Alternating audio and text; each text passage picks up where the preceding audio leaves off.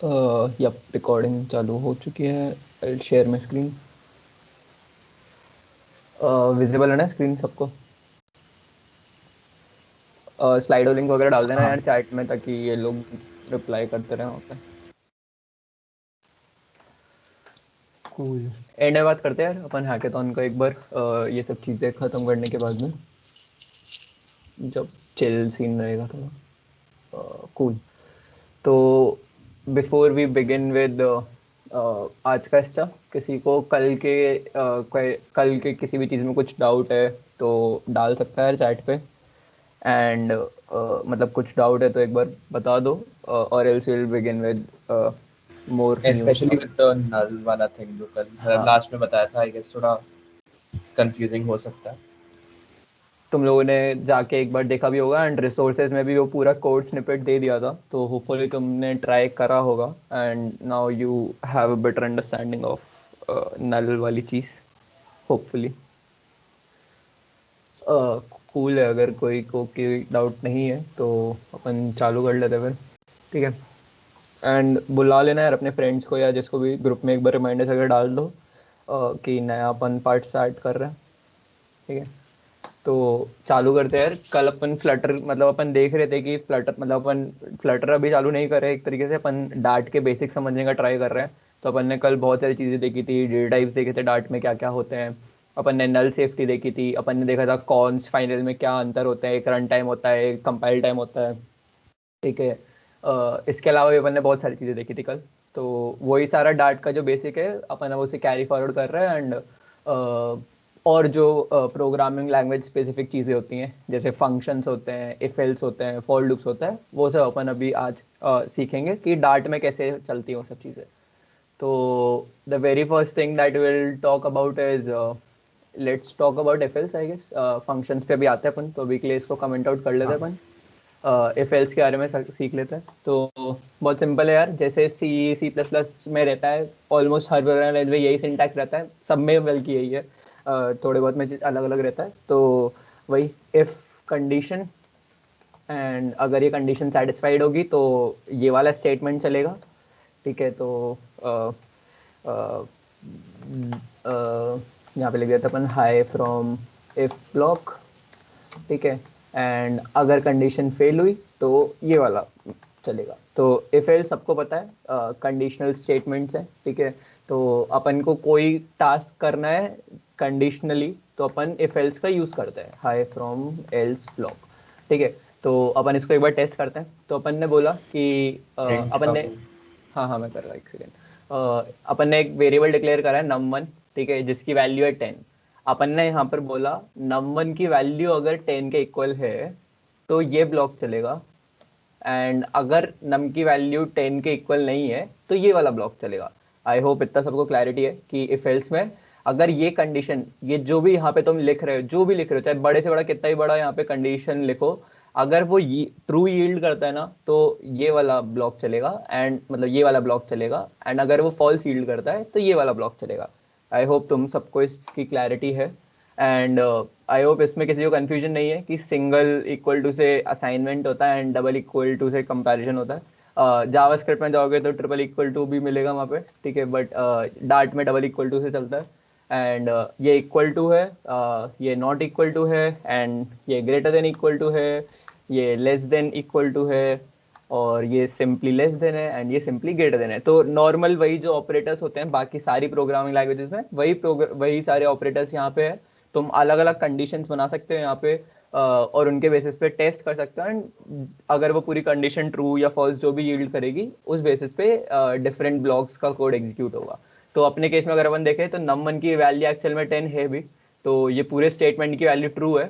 तो ये प्रिंट होना चाहिए, high high from if block print होना चाहिए। ठीक है। तो ट्राई करते हैं इसे रन करने का। तो तुम देख रहे हो high from if block print हो गया। तो होपफुली किसी को ये इफ एल्स में डाउट नहीं होगा। एक बार ये नो कर दो वहाँ पे जाके, ताकि पता भी चल जाए तुम एक्टिव हो भी कि नहीं।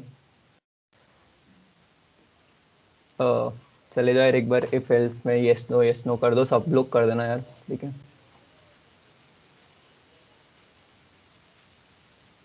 कितने लोग हैं यहाँ पे? 42।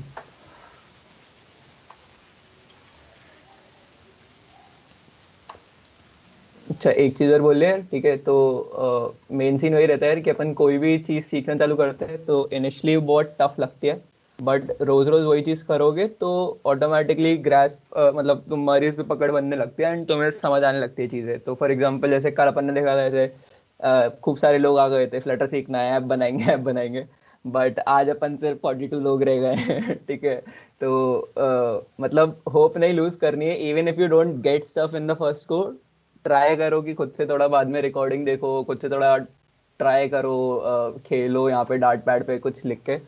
तो जैसे जैसे ट्राई करोगे चीज़ें ऑटोमेटिकली उसमें कंफर्टेबल होते जाओगे। तो मतलब फर्स्ट डे पे तुम्हें एकदम सब कुछ समझ आए वो एक्सपेक्ट भी मत करा करो, एंड मतलब उसी हिसाब से चला करो, वरना तुम ऐसे कुछ सीख ही नहीं पाओगे। अगर तुम ट्राई करोगे कि यार पहले दिन में ही अगर वो चीज़ समझ नहीं आई तो सीधा स्किप, अब वो पूरी चीज़ करनी ही नहीं है, तो ये नहीं करना अपन को, ठीक है। ट्राई मारना है। अच्छा, समवन आस्क कि can you please repeat null safety once, तो लाइक कौन सा पार्ट समझना है या फिर पूरा ही रिपीट कर दें एक बार? नल सेफ्टी वापस है, एक सेकेंड ना। हाँ यार पेस्ट बिन की क्या लिंक थी वो, अरे यार व्हाट्सएप पे भेजी थी ना कल। हाँ, रुक ढूंढता हूँ। रुको मैं खोलता हूँ। एक सेकेंड ना यार, मिल गई। हम्म, तो 2 मिनट के लिए बस रिकैप कर ले रहे हैं अपन। क्या बोलते हैं नल सेफ्टी का, जल्दी से सबको ये हेल्प होगा क्योंकि null safety is an important topic, तो सबको क्लैरिटी होना जरूरी है। कल भी बोला था ये वाली चीज़, नल सेफ्टी के 3 इंपॉर्टेंट, अच्छा जिसको नई स्क्रीन दिख रही है तो जूम कर लेते हैं। नल सेफ्टी के लिए तुम्हें बस तीन, अभी के लिए बस तुम्हें 3 इंपॉर्टेंट चीज़ें समझनी है, उसके अलावा कुछ दिमाग मत लगाओ, ठीक है। पहला तो ये कि डार्ट में तुम कोई भी वेरिएबल डिफाइन करोगे, you will have to explicitly mention कि वो वेरिएबल की वैल्यू नल हो सकती है या नहीं हो सकती है। वो चीज कैसे करोगे तुम क्वेश्चन मार्क लगा के करोगे। तो फॉर एग्जांपल अगर तुम एक वेरिएबल डिफाइन कर रहे हो इंट टाइप का num1, तो तुमने सिंस यहाँ पे क्वेश्चन मार्क नहीं लगाया, तुम ये बोल रहे हो कि num1 की वैल्यू सिर्फ और सिर्फ इंटीजर होगी, नल नहीं हो सकती, तो this is a non nullable variable A. ये non nullable variable num1, sorry यहाँ पे मैं चेंज करना भूल गया था वेरिएबल का नाम, चलता है थोड़ा बहुत, ठीक है। तो समझ रहे हो ना, तो पहला चीज तो ये है कि तुम्हें डाट में एक्सप्लिसिटली मेंशन करना पड़ेगा कि कौन सा वेरिएबल नल हो सकता है एंड कौन सा नहीं हो सकता। तो अगर मेरे को नलेबल वेरिएबल बनाना है जो जिसमें नल जा सकता है, तो अपन क्या करेंगे, सिंपली बस क्वेश्चन मार्क लगा देंगे। तो अभी str1 जो ये वेरिएबल बनाया है अपन ने, इसकी वैल्यू या तो कोई स्ट्रिंग हो सकती है या फिर नल हो सकती है। तो अपन देख भी रहे हैं यहाँ पे, जैसे अपन ने आगे जाके उसमें नल वैल्यू डाल दी तो वो गुस्सा नहीं कर रहा था अपने कोड में कल, क्योंकि अपन ने पहले ही बोल दिया था कि भाई इसकी वैल्यू या तो स्ट्रिंग हो सकती है या नल हो सकती है, तो ये शांत है यहाँ पे, ठीक है। तो पहली चीज तो ये हो गई, अपना पहला टेक अवे ये था, ठीक है। दूसरा ये था कि जब भी हमें ये जॉब कंपाइलर के हाथ में छोड़नी है कि वैल्यू नल आए तो अलग तरीके से रिएक्ट करो, और अगर एक्चुअल जो वैल्यू एक्सपेक्ट कर रहे हैं वो आए तो अलग तरीके से रिएक्ट करो, तो हम क्या करेंगे, हम कंडीशनल चेनिंग करेंगे। तो फॉर एग्जांपल कंडीशनल चेनिंग केस में, जैसे हमारे वेरिएबल था स्ट्रिंग, अभी स्ट्रिंग का एक इनबिल्ट फंक्शन है डाट के अंदर टू अपर केस, ठीक है। ये फंक्शन क्या करता है, स्ट्रिंग को लेता है और उसके सारे कैरेक्टर्स को अपर केस में कन्वर्ट कर देता है एंड रिटर्न कर देता है। तो हमने बोला कि प्रिंट करो इस वाली स्ट्रिंग को अपर केस में करके। तो अगर हम इसे बिना क्वेश्चन मार्क के कर रहे थे तो हमारा कंपाइलर हम पे चिल्ला रहा था, क्यों, क्योंकि ये जो str है इसकी वैल्यू हमने बोला है कि नल भी हो सकती है, एंड नल पे ये टू अपर केस फंक्शन काम नहीं करेगा, क्यों, क्योंकि ये सिर्फ स्ट्रिंग्स पे काम करता है। तो इसलिए हमने यहाँ पे ये क्वेश्चन मार्क लगा दिया, हमने यहाँ पे ऑप्शनल चेनिंग कर दी, और हमने ऐसा बोला अपने कंपाइलर को कि भाई पूरा काम तुम्हारे हाथ में है, तुम देखो, अगर str की वैल्यू स्ट्रिंग आती है तो ये फंक्शन रन कर देना, अगर नहीं आती है तो खाली str प्रिंट कर देना। तो जब भी तुम ये वाली चीज करना चाहते हो, तुम श्योर नहीं हो कि वैल्यू नल हो सकती है या नहीं हो सकती है, स्ट्रिंग आएगी या नल आएगी या फिर कोई भी और डेटा टाइप आएगा या नल आएगा, तो तुम ऑप्शनल चेनिंग को अप्रोच करते हो, ऑप्शनल चेनिंग की तरह ऑप्शनल चेनिंग करने का सोचते हो। क्यों, क्योंकि तुम्हें पता नहीं है यार कि क्या वैल्यू आएगी, तो तुम कंपाइलर पे छोड़ देना चाहते हो काम, कि वो ऑटोमेटिकली डिसाइड करे और उस हिसाब से रिएक्ट करे, ठीक है। एंड फिर हमने तीसरा, ये हमारा दूसरा टेक अवे था, एंड तीसरा टेक अवे हमारा ये था कि अगर हम श्योर हैं कि कोई वैल्यू जो हम जिस पे हम कोई फंक्शन रन कर रहे हैं या कोई वैल्यू जो हम पास कर रहे हैं वो पक्का से उसी डेटा टाइप की है, तो हम उस पर बैंग यूज करते हैं अगर हम पे कंपाइलर चिल्ला रहा होता है कि भाई इसकी वैल्यू नल भी हो सकती है, बताओ मैं क्या करूँ, इस पे फंक्शन चलाऊं नहीं चलाऊं, लेकिन हम श्योर है कि उसकी वैल्यू स्ट्रिंग ही होगी, तो हम एक्सक्लेमेशन यानी कि बैंग यूज करके उसको शांत करा सकते हैं। तो बेसिकली इंडियन वर्जन में दिस इज गाड़ी तेरा भाई चलाएगा, ठीक है। तो अपन अपने कंपाइलर को बोल देते हैं भाई ठीक है तुम चिंता मत करो, अपन ने यहाँ पे एक्सक्लेमेशन लगा दिया, मतलब अपन ने अपने कंपाइलर को बोल दिया भाई तुम्हें टेंशन लेने की जरूरत नहीं है, मैं बोल रहा हूँ इसकी वैल्यू स्ट्रिंग ही आएगी, तुम बस बिंदास ये to upper case function run करो। In such cases we need to be very sure कि ये जो एसटीआर है ना ये स्ट्रिंग ही हो, क्योंकि अगर ये नल आया तो हमने सिंस बोल रखा है अपने कंपाइलर को कि दिमाग ना लगाए और वो ये फंक्शन चलाए सीधा, तो जैसे ही वो नल पे ये टू अपर केस चलाने का ट्राई करेगा वो एरर हो जाएगा एंड हमारा ऐप क्रैश कर जाएगा। तो बैंग हम उन्हीं केसेस में यूज करेंगे जब हम बहुत ज्यादा श्योर है कि जो वैल्यू हम यहाँ पे एक्सपेक्ट कर रहे हैं वो उसी डेटा टाइप की है, ठीक है। तो ये बस 3 टेक अवे थे यार नल सेफ्टी के, आई होप थोड़ी क्लैरिटी आई होगी। बाकी अपन जब जब कोड करेंगे तो अपन और समझेंगे। पेस्टबिन से कुछ नहीं होता यार, पेस्टबिन पे तुम्हें ऐसे कुछ कोड या कुछ ऐसे टेक्स्ट मतलब पेस्ट करके बस लोगों के कॉपी साथ पेस्ट शेयर करके करना है। शेयर करनी। हाँ तो इसलिए होता है, ठीक है। तो आई होप थोड़ी क्लैरिटी मिली होगी नल सेफ्टी के लिए जिसने भी पूछा था, एंड बाकी लोगों को भी जिनको थोड़ा बहुत भी डाउट था। तो अपन आगे बढ़ते हैं, ठीक है। तो आई होप ये एफएल्स वाली चीज़ क्लियर है।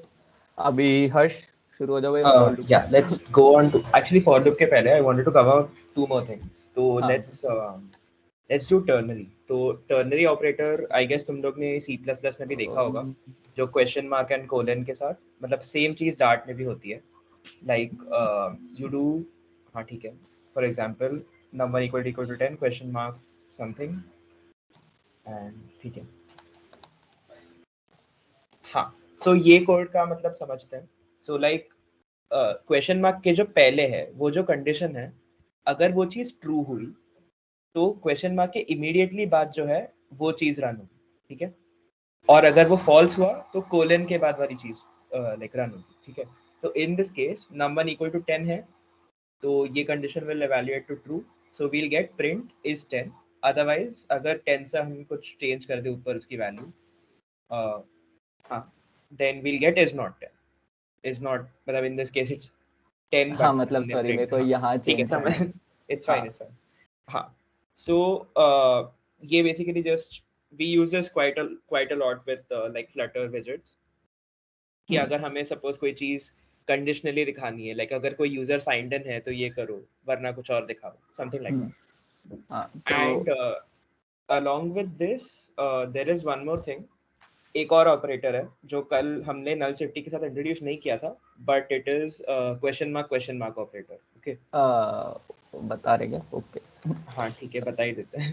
ठीक है एक सेकेंड ना, तो इसको मैं नलेबल बना रहा हूँ, ठीक है। एंड यहाँ पे ये सब होने के बाद में अपन इसको ज़रा नल कर देते हैं, एंड यहाँ पे अपन कर देते हैं अगर num1 एग्जिस्ट करता है तो वो, वरना I hope this will work.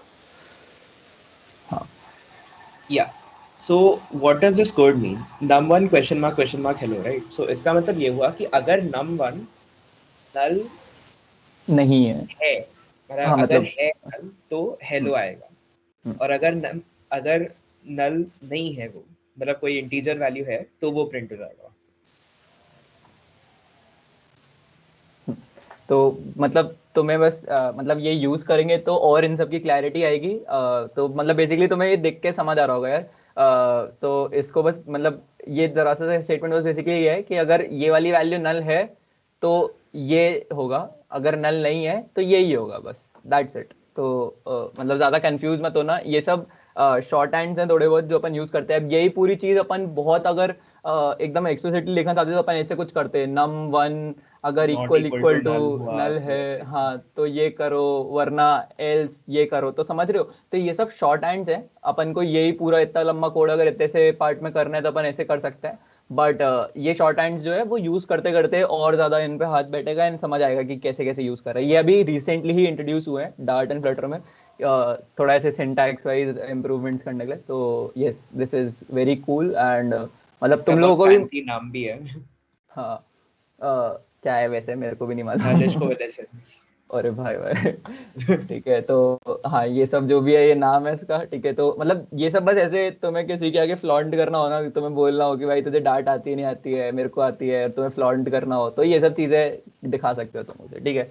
वरना अपना पूरे ऐसे, अगर तुम्हें नहीं ये सब झंझट में पढ़ना, तो तुम अपना पूरा ऐसे देसी इफ एल्स लिख सकते हो, ठीक है। But it is a good habit to use this, क्योंकि तुम्हारा कोड क्लीन एंड ऐसे सही लगता है। And almost everyone knows about this, ऐसा नहीं है कि तुम्हारा कोड रीडेबल नहीं है, सबको पता है कि ये क्या कर रहा है, ठीक है। तो इफ एल्स हो गया अपना। हाँ, अब सिमिलरली फॉर लूप्स पे आते हैं। हाँ, फॉर लूप पे आते हैं। तो सपोज यहाँ पे इसकी वैल्यू 10 ही है, तो अपन 10 तक इसे रन कर लेते हैं। तो जैसे नॉर्मली सी और उसमें लिखते हो, तो जब मतलब इनिशलाइज, चलो यहाँ पे एक नया वेरिएबल बना लेते हैं, for num to equal to 0 से लेकर के जब तक नम टू लेस देन है किससे, नम वन से। हम क्या करना चाहते हैं, हम नम टू को प्लस प्लस करना चाहते हैं, एंड हम प्रिंट करना चाहते हैं क्या चीज़, नम टू, ठीक है। तो नॉर्मल क्या हो गया इसको, अच्छा अरे इन क्वेश्चन मार्क इसको है उसको। हाँ, तो देख रहे हो देख रहे हो देख रहे हो, अब यहाँ पे बैंक का यूज़ कर सकते हैं हम, नहीं मतलब नहीं कर सकते, क्योंकि यहाँ पे हमने नल कर दिया है। तो एक सेकंड को, अगर ऐसे नल नहीं करता मैं, अरे हाँ भाई तू भी शांत हो यार, ठीक है चलो ऐसे ही देख लो तुम, अभी फालतू कंफ्यूज हो गया वरना। तो फॉर लूप तुम देख रहे हो नॉर्मल जैसे बाकी प्रोग्रामिंग लैंग्वेज में चलता है वैसे ही है। फॉर लूप का वही सिंटैक्स जैसे सी में है। तो तुमने बोला कि कहाँ से चालू होगा, किस कंडीशन तक चलेगा, एंड आफ्टर ईच इटरेशन क्या करना चाहते हो। तो एंड हर एक इटरेशन में जो कोड तुम्हें रन करना है वो वाली चीज़। तो आई थिंक इसमें ये और इफ एल्स और फॉर लूप्स में आई डोंट थिंक तो किसी को भी कोई इशू है, क्योंकि तुम लोग सी सी प्लस प्लस में ये कर ही रहे हो सब कुछ। एंड सिंटैक्स एकदम डिट्टो सेम है, सी और सी प्लस प्लस वाला, डार्ट का भी। तो होपफुली इसमें किसी को इशू नहीं होगा। एक बार बता भी दो यार कि इफ एल्स में और फॉर लूप्स में किसी को कोई इशू है क्या डार्ट के। अरे भाई यस है क्या, ओके। जिनको इशू है यार एक बार बता दो एग्जैक्टली मतलब क्या हाँ, चीज़। डाउट बता दो एक बार, हाँ, वापस कवर कर लेंगे। अच्छा किसी को अगर इसमें इशू है ना, तो भाई मतलब इतना कंपलसरी नहीं है इसके बारे में जानना, ऐसे ही बस बता दिया था। बाकी अपन कोड करेंगे तो और क्लैरिटी आ जाएगी। बाकी if else and for loops mainly समझ आने चाहिए अभी के लिए। इफ एल्स और इफ एल्स इफ और एंड एंड कैसे। और कैसे करना है, अच्छा लाइक एंड लॉजिकल एंड और वो अच्छा, तो वो वो वैसे ही तो चलता सेम है ही है जैसे, ना। हाँ तो जैसे सपोज एक कंडीशन ये है कि नंबर की वैल्यू 10 होनी चाहिए एंड ट्रू, मतलब कुछ ऐसे समझो यहाँ पे कंडीशन होती और वो ट्रू यील्ड करती है। या फिर सपोज मैं यहाँ पे ले ही लेता हूँ यार, ठीक है। तो सपोज एक स्ट्रिंग है, ठीक है। String S C R equal to Kunal, ठीक है। और मैंने बोला कि यहाँ पे वो जो एस टी आर है वो बराबर होनी चाहिए कुणाल के, ठीक है। तो वही नॉर्मली कि ये दोनों कंडीशन सब जब ट्रू होंगी तभी ये वाला ब्लॉक चलेगा, वरना ये वाला ब्लॉक चलेगा। तो इफ यू रन दिस तो ये वाला ब्लॉक चलना चाहिए, क्योंकि दोनों कंडीशन ट्रू है। तो तुम देख रहे हो ये वाली चीज़ चली। बट अगर दोनों में से कुछ भी एक गलत होती तो दूसरी चल जाती, एल्स ब्लॉक चल गया, ठीक है। एंड सिमिलरली एंड है वैसे ही और है। एंड वही जैसे सी सी प्लस प्लस में होता है ना, राइट शिफ्ट लेफ्ट शिफ्ट सारे सेम ऑपरेटर सिमिलरली यहाँ यूज कर सकते हो, तो उन सब में कोई इशू नहीं है। डार्ट में डू वाइल होते हैं क्या, हाँ होते हैं, वाइल लूप्स भी होते बट हैं, सेम सिंटैक्स सब कुछ। बट मतलब वही है कि कवर नहीं करा रहे, क्योंकि यार ये सब वही बेसिक स्टफ है। तुम लोगों को पता ही है, वाइल लूप में अगर यहाँ पे जो भी कंडीशन होगी अगर वो ट्रू यील्ड करती है जब तक, तब तक ये चलता जाएगा अंदर, वरना ये क्या बोलते हैं एंड हो जाएगा बेसिकली। तो वही बेसिक स्टफ है। एंड डू वाइल में भी सेम है, डू समथिंग जब तक, अरे यार सब तक डार्ट क्यों सीख रहे हैं जब ये सब सी प्लस प्लस में कर सकते हैं, क्योंकि डार्ट में और भी बहुत कुछ कर सकते हैं जो सी प्लस प्लस में नहीं कर सकते। हाँ, एंड डार्ट में किसी ने बहुत मेहनत करके डार्ट की मदद से फ्लटर लिखी है, जो तुम यूज करोगे ऐप्स बनाने के लिए। किसी ने सी प्लस प्लस में ऐसा नहीं करा, वरना वो यूज कर लेते यार, ठीक है। तो प्रोग्रामिंग लैंग्वेजेस अलग अलग क्यों सीखते हैं, सब में सेम ही चीजें होती हैं, इसलिए सीखते हैं क्योंकि सबका अलग अलग यूज केस है। सब सी प्लस प्लस सीख के क्यों पूरे 4 साल नहीं बिता देते कॉलेज के, क्योंकि बाकी स्टफ करने के लिए और लैंग्वेजेस सीखना जरूरी है, ठीक है। सबका सारी लैंग्वेज का मतलब अपना अपना इंपॉर्टेंस है, तो सीखना इंपॉर्टेंट है यार। क्वेश्चन मार्क वाला ऑपरेटर फिर से बता देते। सो हम्म, हाँ, यही वाला एग्जांपल ले लेते हैं। सो इसमें क्या होने वाला है कि num1 question mark hello means कि इफ num1 की वैल्यू नल है तो क्वेश्चन मार्क के बाद जो भी है वो एग्जीक्यूट हो जाएगा, इन दिस केस हेलो, तो प्रिंट हेलो हो जाएगा। अगर नंबर नल नहीं है, मतलब उसके अंदर कोई इंटीजर वैल्यू पहले से है, तो प्रिंट नंबर, मतलब नंबर की जो भी वैल्यू है वो प्रिंट हो जाएगी। हाँ तो दैट जैसे, इज दिस हाँ क्वेश्चन मार्क। हाँ जैसे इस केस में अभी नल है, तो अगर इसे अपन रन करेंगे तो हेलो प्रिंट हो जाएगा, ठीक है, हेलो प्रिंट हो गया। लेकिन अगर मैं इसे नल नहीं करता हूँ, तो ये नल नहीं है अभी के केस में, तो यही प्रिंट होना चाहिए, हेलो वाली चीज़ नहीं चलनी चाहिए। तो यहाँ पे अपना वैल्यू प्रिंट हो जाएगा, ठीक है, तो अपना 10 प्रिंट हो गया। तो होपफुली ये क्लियर हुआ होगा। अ, अ, और किसी को कोई doubt? If not let's continue.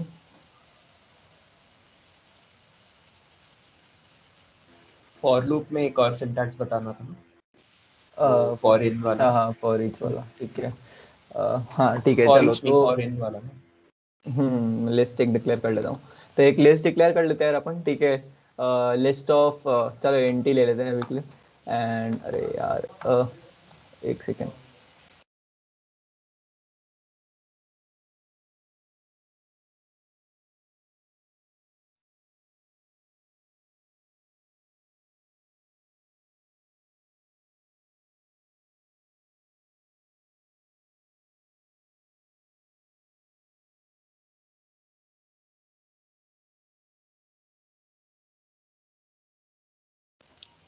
Sorry sorry, ठीक है, चालू करते हैं। तो मैं एक लिस्ट डिक्लेयर कर रहा हूँ, ठीक है। इसको नाम दे रहा हूँ मैं नंबर्स, इंटीजर्स की लिस्ट है, तो तुम्हें पता है कि इसके अंदर सिर्फ अपन इंटीजर्स ही डाल सकते हैं, 1 2 3 4 5, ठीक है। तो अपन ने एक लिस्ट डिक्लेयर कर दी, आई होप इसमें किसी को दिक्कत नहीं है। तो ऐसे तुम्हें कोई लिस्ट के ऊपर इटरेट करना है, या फिर कोई डार्ट में दे समथिंग कॉल्ड इटरेबल्स, ठीक है। तो सेट होता है, हाँ लिस्ट तो होता है, ऐसे, सब और भी है। हाँ ऐसे बहुत सारे डे टाइप्स हैं जिनके ऊपर तुम इटरेट कर सकते हो, ठीक है। तो इनके ऊपर अगर तुम्हें इटरेट करना है, तो there is shorthand syntax, ठीक है, फॉर लूप की तरह ही।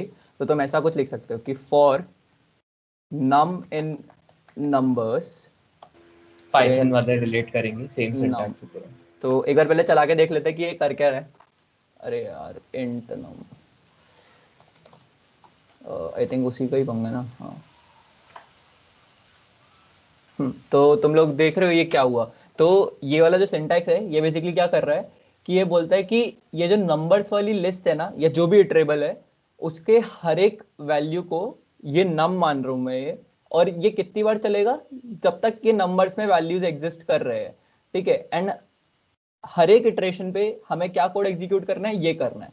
तो तुम्हें समझ भी आ रहा होगा, फॉर हर एक नम इन नंबर्स, मतलब लैंग्वेज वाइज ही समझ आ रहा है कि हर एक जो नंबर है इस नंबर्स वाली लिस्ट के अंदर, उसके लिए क्या करना है, तुम्हें प्रिंट कर देना है उस नम को, ठीक है। तो वही चीज इसने करी। तो ये एक सिंटैक्स है फॉर लूप्स चलाने का। इसमें जो भी डेटा टाइप है वो तुम्हें यहाँ पे डिफाइन करना पड़ेगा। फॉर एग्जांपल अगर ये स्ट्रिंग की वो होती एंड इसके अंदर सपोज जैसे 2 3 स्ट्रिंग होती, str1, str2 एंड str3, तो अपन यहाँ पे ऐसा कर सकते थे कि स्ट्रिंग स्ट्रिंग str इन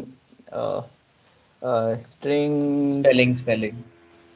हाँ एक सेकेंड कर रहा, स्ट्रिंग इन स्ट्रिंग हमें प्रिंट कराना है str को, ठीक है। तो समझ आ रहा होगा कि ये स्ट्रिंग्स जो है, ये एक लिस्ट ऑफ स्ट्रिंग्स है, एंड हम बोल रहे हैं इसकी हर एक str के लिए प्रिंट करा दो उस str को, ठीक है। तो अपनी हर एक स्ट्रिंग जो है वो प्रिंट हो गई, ठीक है।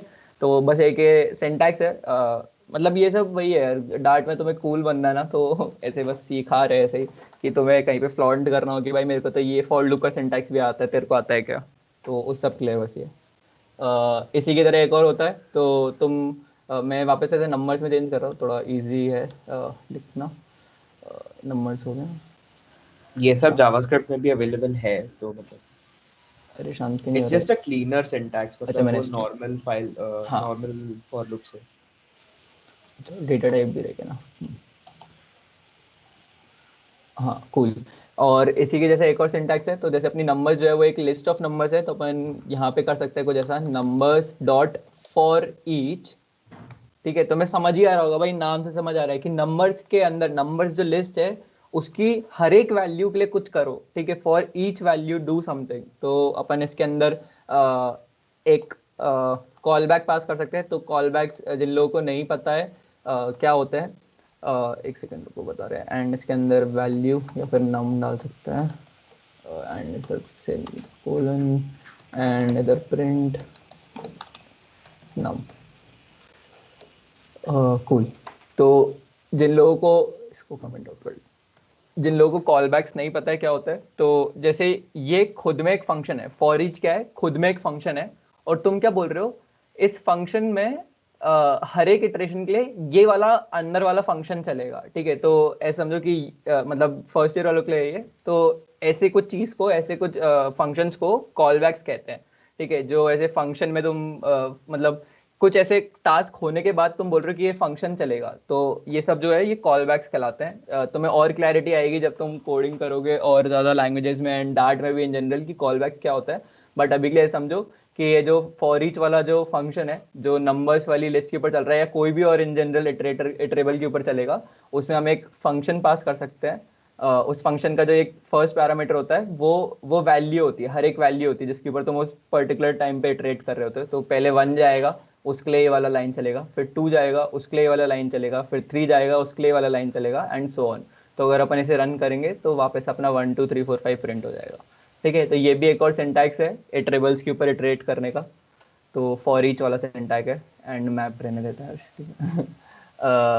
ठीक है तो हाँ मैप रहने। हाँ, वरना बैंड बज जाएगी। और एक बार अगर ऐसा ही कुछ और सिखा दिया तो ये भी एक और ऐसे स्कूल लगने के लिए है। तुम मतलब वापस से बोल रहे हो यार, देसी तरीका है इन सब चीज़ों को करने का जो अपन पहले कर रहे थे, फॉर पूरा लूप लिख के एंड 0 से इसकी लेंथ तक चलेगा वो, और हर एक वैल्यू के लिए प्रिंट करेगा, वो सब कर सकते हो। बट ये सब ऐसे अलग अलग सिंटैक्स है, ठीक है। तो सीख सकते हो यार, कोई बुराई नहीं है। Someone in the chat said that this is like recursion. Actually, this is not recursion. मतलब, first of all, ये for each is a non-recursive function. But how is this like recursion? मतलब हम लोग बस हर एक नंबर के लिए एक फंक्शन कॉल कर रहे हैं. Like we are not calling the function मतलब itself. Like हाँ, हम एक फंक्शन के अंदर उसको खुद कॉल नहीं कर रहे हैं ना. हाँ। सो बेसिकली ये फॉर ईच क्या करेगा, ये हर एक वैल्यू के लिए, मतलब फॉर ईच चलेगा क्या बोलते हैं, हर एक वैल्यू के लिए नंबर्स की। एंड जैसे ही उस पर वैल्यू आएगी वो ये वैल्यू इस फंक्शन को पास करेगा एंड ये फंक्शन रन करेगा। तो 1 के लिए ये फंक्शन चलेगा, फिर 2 के लिए ये फंक्शन चलेगा, फिर 3 के लिए चलेगा, एंड सो ऑन। तो मतलब और Dart. हाँ, कूल, ठीक है। तो होपफुली ये जो सिंटैक्स है ये सबको क्लियर होंगे यार। मतलब किसी को नहीं भी For समझ each आ रहे हैं explain. सिर्फ हाँ क्या, Explain again for पर each. डार्ट में इम्पोर्टेंस है क्या है? नहीं भाई, कोई दिक्कत नहीं है। Can you explain for each again? तो वापस से बता देते हैं एक बार। तो अपने पास एक लिस्ट ऑफ नंबर्स है, ठीक है। अरे यार, हैशटैग फिर से डाउन हो गया क्या? अब वो बाद में देख लेंगे वो. गुनाह का डीएम आ रहा है भाई मेरे पे। वो क्या बोलते हैं, तो बेसिकली तुम्हारे पास एक लिस्ट ऑफ नंबर्स है, ठीक है। एंड तुम उसके ऊपर बोल रहे हो कि हर एक नंबर के लिए, for each number in this वाली लिस्ट, तुम क्या कर रहे हो, ये वाला फंक्शन रन कर रहे हो। और ये फंक्शन क्या कर रहा है, वो नंबर को प्रिंट कर रहा है। तो बस यही है। एंड ये तो प्रिंट तो हम एग्जांपल दे रहे हैं, बट तुम समझ रहे हो ना, यहाँ पे तुम्हारा कुछ भी कोड हो सकता है ऐसे खूब सारा। तो हर एक वैल्यू के लिए वो कोड रन होगा तुम्हारा, ठीक है। तो समझ रहे हो गया आई थिंक केवल चीज। Can तो we बस यही print है। a specific position of list? हाँ मतलब sure. तुम्हें हाँ, बस list में ये यहाँ index पर देना है. एक और वेरिएबल, मतलब ये कंपलसरी नहीं है, दे सकते हो ना इसमें, इंडेक्स इंडेक्स नहीं दे सकते। ये शायद नहीं दे सकते. जावास्क्रिप्ट में दे सकते हैं. हाँ, इसका फॉर ईच एक बार देखना पड़ेगा मेरे को। हाँ बट डार्ट अगर तुम्हें स्पेसिफिक पोजीशन प्रिंट करनी है तो you can just do print array at 1, array at 2, जो भी मतलब डायरेक्टली इंडेक्स पास करके दे दो. For loop is an alternative to for loop. या sort of, अच्छा, मतलब it's इंडेक्स just a पहले better वैल्यू बाद में। syntax. क्या हुआ? अच्छा व्हाट, इंडेक्स कॉमा वैल्यू है क्या? By default I think value करता है, एक ना ट्राई कर लेते, रुको। तो एरर तो तब भी नहीं देना चाहिए था, प्रिंट हम कुछ भी करा ले। अब ये क्या एरर दे रहा है? इंडेक्स मैंने कहीं पे यूज करा है क्या पहले? ये इंडेक्स कैसे हाईलाइट क्यों कर, द void. इंडेक्स अच्छा function int comma int comma dynamic dynamic लेता कैन है. नॉट बी असाइन्ड टू हाँ हाँ तो इंडेक्स कॉमा नाम ऐसे कर दो इसको. बिकॉज नम शायद ऊपर डिफाइन किया है। नहीं तो उससे क्या मतलब है? बट नहीं नहीं, ये कुछ और ही है। Argument word function in dynamic can not be send to the parameter type. Okay, अरे इट एक्सेप्ट ही नहीं अच्छा, करता है ओके भाई, ओके, एक्सेप्ट ही नहीं एक ही करता। पैरामीटर है। हाँ, एक ही पैरामीटर है। जावास्क्रिप्ट और में 3 देता है। हाँ, तो यहाँ पे तुम इंडेक्स वाली चीज़ नहीं कर सकते फॉर ईच में अपेरेंटली। तो यस, जैसे देख रहे हो ना, ये फॉर ईच की डेफिनेशन में इधर दिख भी रहा है कि ये जो फंक्शन अंदर एक्सेप्ट करता है उसमें सिर्फ तुम एक ही पैरामीटर पास कर सकते हो इन टाइप का। ठीक है, तो जावास्क्रिप्ट के केस में तुम यहाँ पे मल्टीपल पैरामीटर्स होते हैं, अलग अलग वैल्यूज होती हैं इनकी, मतलब पहला वैल्यू होता है, दूसरा इंडेक्स होता है एंड सो ऑन। तो यहाँ पे वो वाला सीन नहीं है। यहाँ पे तुम सिर्फ वैल्यूज को यूज़ कर सकते हो। तो इंडेक्स फॉर ईच के केस में नहीं प्रिंट कर पाओगे, बट अगर तुम्हें करना है तो तुम अपना वो नॉर्मल फॉर लूप यूज़ कर सकते हो। ठीक है भाई, यहाँ पे ये बाकी लोग क्या कर रहे हैं भाई, जाके वोट कर दो यार। पता भी चल जाएगा समझ आ रहा है हाँ, नहीं। वोट कर दो एक बार, या कुछ डाउट है तो पूछ लो। हाँ, and I know this is a lot of boring stuff, क्योंकि ये सब तुम में से बहुत लोगों को पहले से पता होगा। एंड ये वाला सिंटैक्स मतलब बस एक तरीके से देखा जाए तो बस सिंटैक्स ही है, अलग अलग तरीका है लिखने का फॉर लूप्स को। तो ऐसे जिसमें कुछ इतना है नहीं, तुम एक दो बार इस पैटर्न में लिख लोगे तो तुम्हें पता चल जाएगा कैसे यूज़ करना है। अभी आएगा थोड़ा इम्पोर्टेंट स्टफ, तो अपन अभी करते हैं धीरे धीरे। कूल, आगे बढ़ते हैं। ठीक है, तो अभी अपन फंक्शंस में चलते मूव हैं करते हैं। फंक्शंस पे। यस, इसको हटा लेते हैं यहाँ से, ये भी हटा लेते हैं, इसको नलेबल से हटा लेते हैं एंड इसको अनकमेंट कर लेते हैं। ये तीन फंक्शंस अनकमेंटेड हैं ही, अभी के लिए सिर्फ पहला वाला अनकमेंट कर लेते हैं। ठीक है, तो अपन चलते हैं फंक्शंस पे। तो सेम एज बाकी प्रोग्रामिंग लैंग्वेजेस, डार्ट में भी फंक्शंस है। एंड डार्ट में भी फंक्शन सेम वैसे लिखते हो तुम, return type, arguments and function के अंदर का बॉडी जो भी तुम्हें अंदर करना है, एंड उसके बाद तुम रिटर्न करना है तुम्हें वो पर्टिकुलर रिटर्न टाइप। ठीक है, तो अपन ने दो वेरिएबल्स डिफाइन करे इंटीजर टाइप के, num1 num2, एक की वैल्यू 10, एक की वैल्यू 20। अपन ने एक फंक्शन डिफाइन करा ऐड, जो दो पैरामीटर्स एक्सेप्ट कर रहा है, ए और बी, दोनों किस टाइप के हैं, इंटीजर टाइप के हैं। ठीक है, और ये फंक्शन क्या करता है, रिटर्न करता है ए प्लस बी। तो ऑब्वियसली इसका रिटर्न टाइप क्या होगा, इंटीजर होगा। दो इंटीजर्स का सबमिशन क्या होगा, इंटीजर होगा। तो अपन ने बोला कि इसका रिटर्न टाइप भी क्या होगा, इंटीजर होगा। ठीक है, अभी सिंपली अपन ने इस फंक्शन ऐड को कॉल करा और अपन ने इसके अंदर वैल्यूज दी क्या, num1 num2। तो num1 जाएगा ए की जगह पे, num2 जाएगा बी की जगह पे। 10 + 20 30 होगा एंड वो रिटर्न होगा। यहाँ से इंटीजर वैल्यू 30 रिटर्न हुई और वो यहाँ पे पूरी इसकी जगह पे 30 आ जाएगा एंड प्रिंट हो जाएगा अपना 30। तो चेक कर लेते हैं एक बार कि होपफुली ऐसा ही चल रहा है या नहीं चल रहा है। तो मतलब as you can, standard syntax ही है ये, कोई हाँ, नहीं। एज यू कैन सी यहाँ पे 30 हर्ष वन का तेरा फैन है। तो ये हर्ष के लैपटॉप का फैन था भाई। ठीक है, तो देख रहे हो मतलब नॉर्मली जैसे बाकी लैंग्वेजेस में होते हैं वैसे इधर भी फंक्शंस है। फंक्शन का नाम दिया, उसमें जो जो पैरामीटर्स है वो दिए उनके डेटा टाइप्स के साथ में, फंक्शन के अंदर तुम्हें जो भी कुछ करना है वो करो। फाइनली अगर तुम्हें कुछ रिटर्न नहीं कर रहा है तो तुम रिटर्न इसका वॉइड कर सकते हो, बट सिंस यहाँ पे हमें इंटीजर वैल्यू रिटर्न करनी है तो हमने इसका डेटा टाइप मतलब रिटर्न टाइप इंटीजर दे रखा है। ठीक है, नॉर्मल फंक्शन वाला स्टफ। एंड कॉल करने के लिए तुम्हें सिंपली उसे पैरेंथेसिस लगाने होते हैं, आर्ग्यूमेंट्स पास करे अपन ने दोनों, एंड इसका जो भी फाइनल रिटर्न आया वैल्यू वो अपन ने प्रिंट कर दिया। तो होपफुली ये नॉर्मल फंक्शन स्टफ में किसी को कोई इशू नहीं हो। Declaration is not required when function is declared after main, नहीं। नो, और हाँ नहीं, यहाँ पे कोई पंगा नहीं है वो वाला, सी और वो ये C C plus plus plus. Plus में करना पड़ता है ना शायद, कि लाइक हाँ की हाँ से हाँ डिफाइन किया है तो ऊपर। हाँ हाँ, यहाँ पे ऑर्डर वाला पंगा नहीं है in case of functions, but हम जब क्लासेस यूज करेंगे तो यहाँ पे ऑर्डर मैटर करेगा। क्लासेस तुम्हें पहले डिफाइन करनी पड़ेंगी मेन से पहले, तो अपन देखेंगे तब। बट फंक्शंस के केस में वो वाला पंगा नहीं है। एरो एंड नोटेशन बताना है क्या? नहीं। ठीक है, ओके। एंड ये अच्छा क्वेश्चन था यार। ठीक है, हाँ यहाँ पे वो पंगा नहीं है। तो होपफुली ये नॉर्मल फंक्शन सिंटैक्स क्लियर होगा। अभी आते हैं कूल चीज पे।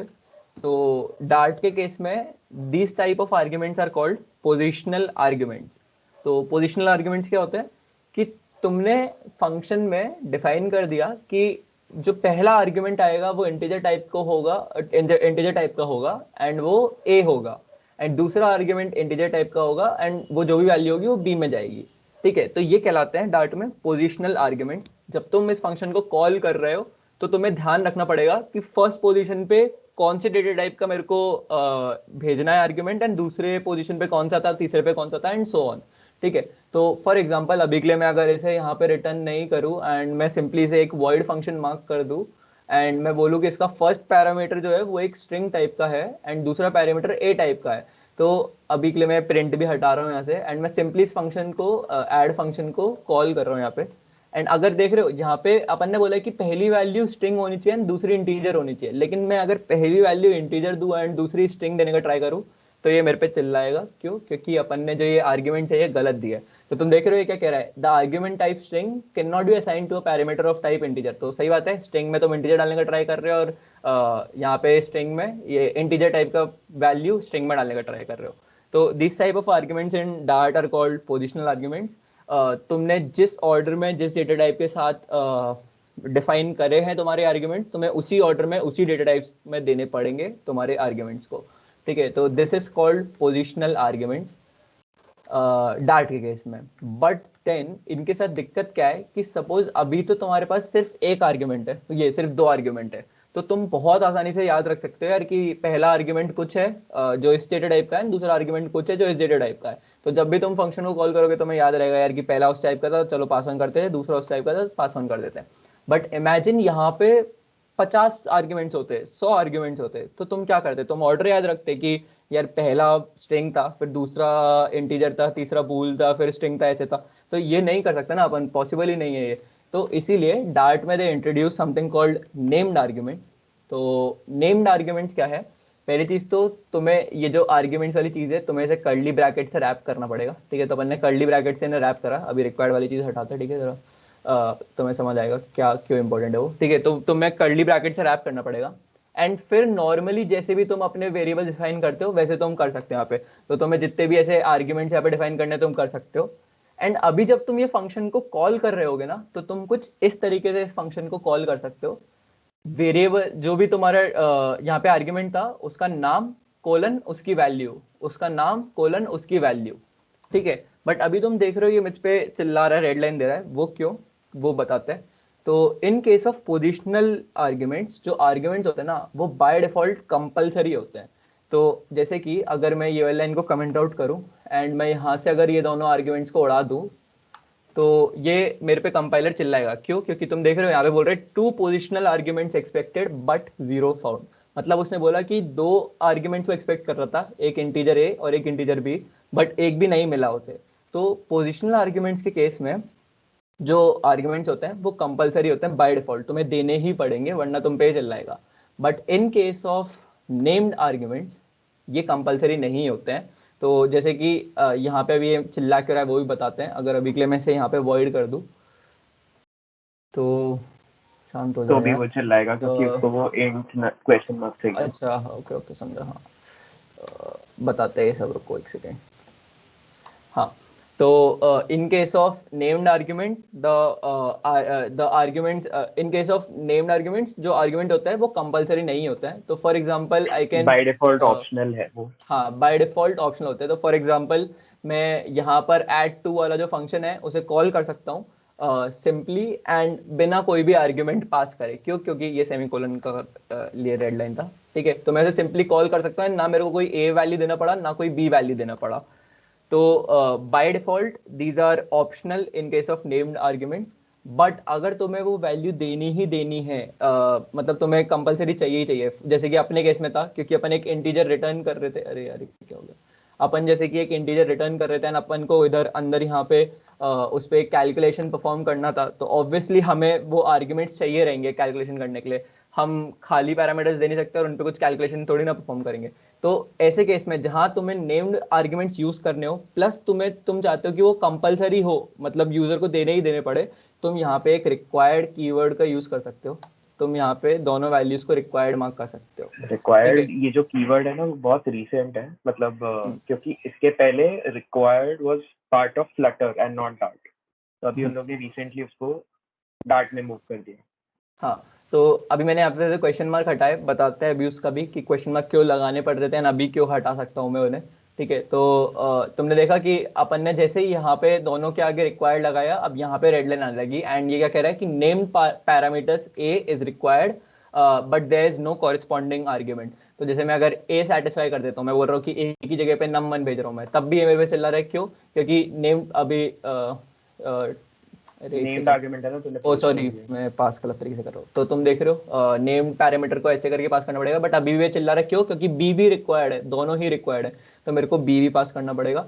तो बी मैंने पास कर दिया num2। ऑल्सो एक और कूल चीज, since these are named parameters, मतलब नेम्ड आर्ग्यूमेंट्स है यार, मैं पैरामीटर्स और आर्ग्यूमेंट्स बहुत इंटरचेंजेबली यूज कर रहा हूँ गलती से, बट क्लियर रहना यार, ठीक है? आर्ग्यूमेंट्स की बात कर रहे हैं अपन इस टाइम पे, ठीक है? तो since these are named arguments, इनको तुम किस ऑर्डर में पास करते हो वो बिल्कुल भी मैटर नहीं करता, सिंस तुम स्पेसिफाई कर रहे हो कि किस वैल्यू को कहाँ जाना है। तो तुम ऐसे कर सकते हो, पहले तुम बी की वैल्यू दे सकते हो एंड फिर तुम बोल सकते हो कि ए की वैल्यू num1 होगी, ठीक है? तो समझ रहे हो ना? सिंस नेम्ड आर्ग्यूमेंट चाहिए तो तुम्हें उनको ऑर्डर में देने की जरूरत नहीं है, तुम्हें बस नाम याद होना चाहिए कि यार एक इस नाम का पैरामीटर मेरे को पास करना था और वो रिक्वायर्ड था, तो उसकी वैल्यू दे देते हैं। मतलब तुम्हें ऑर्डर याद करने की जरूरत नहीं है इन केस हाँ, ऑफ नेम्ड आर्ग्यूमेंट्स। नेम्ड। तो तो it is beneficial to use this, मतलब सिर्फ एक ये, मतलब एक मेजर रीजन तो ये है कि लाइक तुम किसी भी ऑर्डर में आर्ग्यूमेंट्स दे सकते हो, you don't have to remember कि विच आर्ग्यूमेंट्स आर रिक्वायर्ड और नॉट, क्योंकि वो बता हर्ष तेरी आवाज है। चली गई। मेरी आवाज चली गई? हाँ हाँ बोल बोल, अब आ गई वापस बोल। हाँ, आई वाज सेइंग कि एक और मेजर एडवांटेज जो है नेम्ड आर्ग्यूमेंट्स का, that is this is sort of like documentation, right? मतलब you're saying कि add 2 के अंदर you're passing a colon num1, तो इधर you're specifying कि for anyone else who's going to read this code, you're saying कि num1 जो है वो मैं a के place में pass कर रहा हूँ। अगर इसके जगह हम positional arguments use करते तो हम क्या करते, num1 num2, right? But this is not giving whoever is reading this code, उसको information पता नहीं रहेगा ना कि a क्या है और b क्या है। हाँ, So this is why we tend to use, it is preferable to use named arguments. Named arguments. हाँ, अभी अपन वापस चलते हैं कि अपन ने वो क्वेश्चन मार्क और वो सारा पंगा क्यों आ रहा था। तो खुद समझो यार कि एक सेकंड ना, पहले तो अपन यहाँ पे, मतलब अभी काफी सारे लाल लाइन आएंगे, ठीक है? तो समझना अपन क्या कर रहे हैं। पहले तो अपन इसको जरा अभी के लिए वॉइड बना रहे हैं, अपन बोल रहे हैं ये कुछ ऐसा रिटर्न नहीं कर रहा है, एंड यहाँ से अपन इसको हटा दे रहे हैं, ठीक है? ठीक है, तो अभी तुम अगर इसके ऊपर हवर करोगे तो अपन ये बोल रहे तो ऐसा समझो, अपन ने ये भी बोल दिया कि आर्ग्यूमेंट्स ये जो है ये कंपलसरी नहीं है, मतलब इनकी वैल्यू यूजर दे भी सकता है और नहीं भी दे सकता है। बट इन केस अगर यूजर ने इनकी वैल्यू नहीं दी तो इनकी वैल्यू बाय डिफॉल्ट नल होनी पड़ेगी। समझ रहे हो कि ये वाले वेरिएबल्स की वैल्यू यूजर ने नहीं दी तो बाय डिफॉल्ट इन वेरिएबल्स की वैल्यू नल सेट करना पड़ेगा कंपाइलर को। बट अपन क्या बोल रहे हैं कि भाई इसकी वैल्यू सिर्फ इंटीजर ही हो सकती है, तो इसीलिए अपन पे कंपाइलर चिल्ला रहा है कि भाई तुम डिसाइड कर लो यार, या तो इसे रिक्वायर्ड बना दो ताकि सामने वाले को इंटीजर वैल्यू देनी ही देनी पड़े, और अगर ये रिक्वायर्ड आर्ग्यूमेंट नहीं है तो इसको नलेबल बना दो ताकि मैं इसकी वैल्यू नल सेट कर पाऊं, ठीक है? तो अपन जैसे ही इनको नलेबल बना रहे हैं अपना कंपाइलर शांत हो गया। तो जस्ट इन केस अगर अब सिंस ये named arguments and these are not required, तो जो यूजर इस फंक्शन को कॉल करेगा वो ये पैरामीटर्स दे भी सकता है एंड नहीं भी दे सकता है। तो अगर वो नहीं देता है तो बाय डिफॉल्ट इनकी वैल्यू क्या हो जाएगी, नल हो जाएगी। और अगर इनकी वैल्यू नल हो जाएगी तो अपन ये वाली चीज नहीं कर सकते, क्यों? क्योंकि नल वैल्यूज है ये, इनका समेशन कैसे करोगे और तुम इंटीजर कैसे रिटर्न करोगे? तो इसीलिए जो तुम फंक्शन डिफाइन करते हो नेम्ड आर्ग्यूमेंट्स के केस में तुम्हें सब चीज़ों को कंसिडरेशन में लेके चलना पड़ता है, एंड मोस्टली तुम यही वाली चीज़ करोगे कि तुम्हें जो पैरामीटर्स चाहिए तुम उनको रिक्वायर्ड बना दोगे सिंपली, ये नल वल का पंगा नहीं करोगे।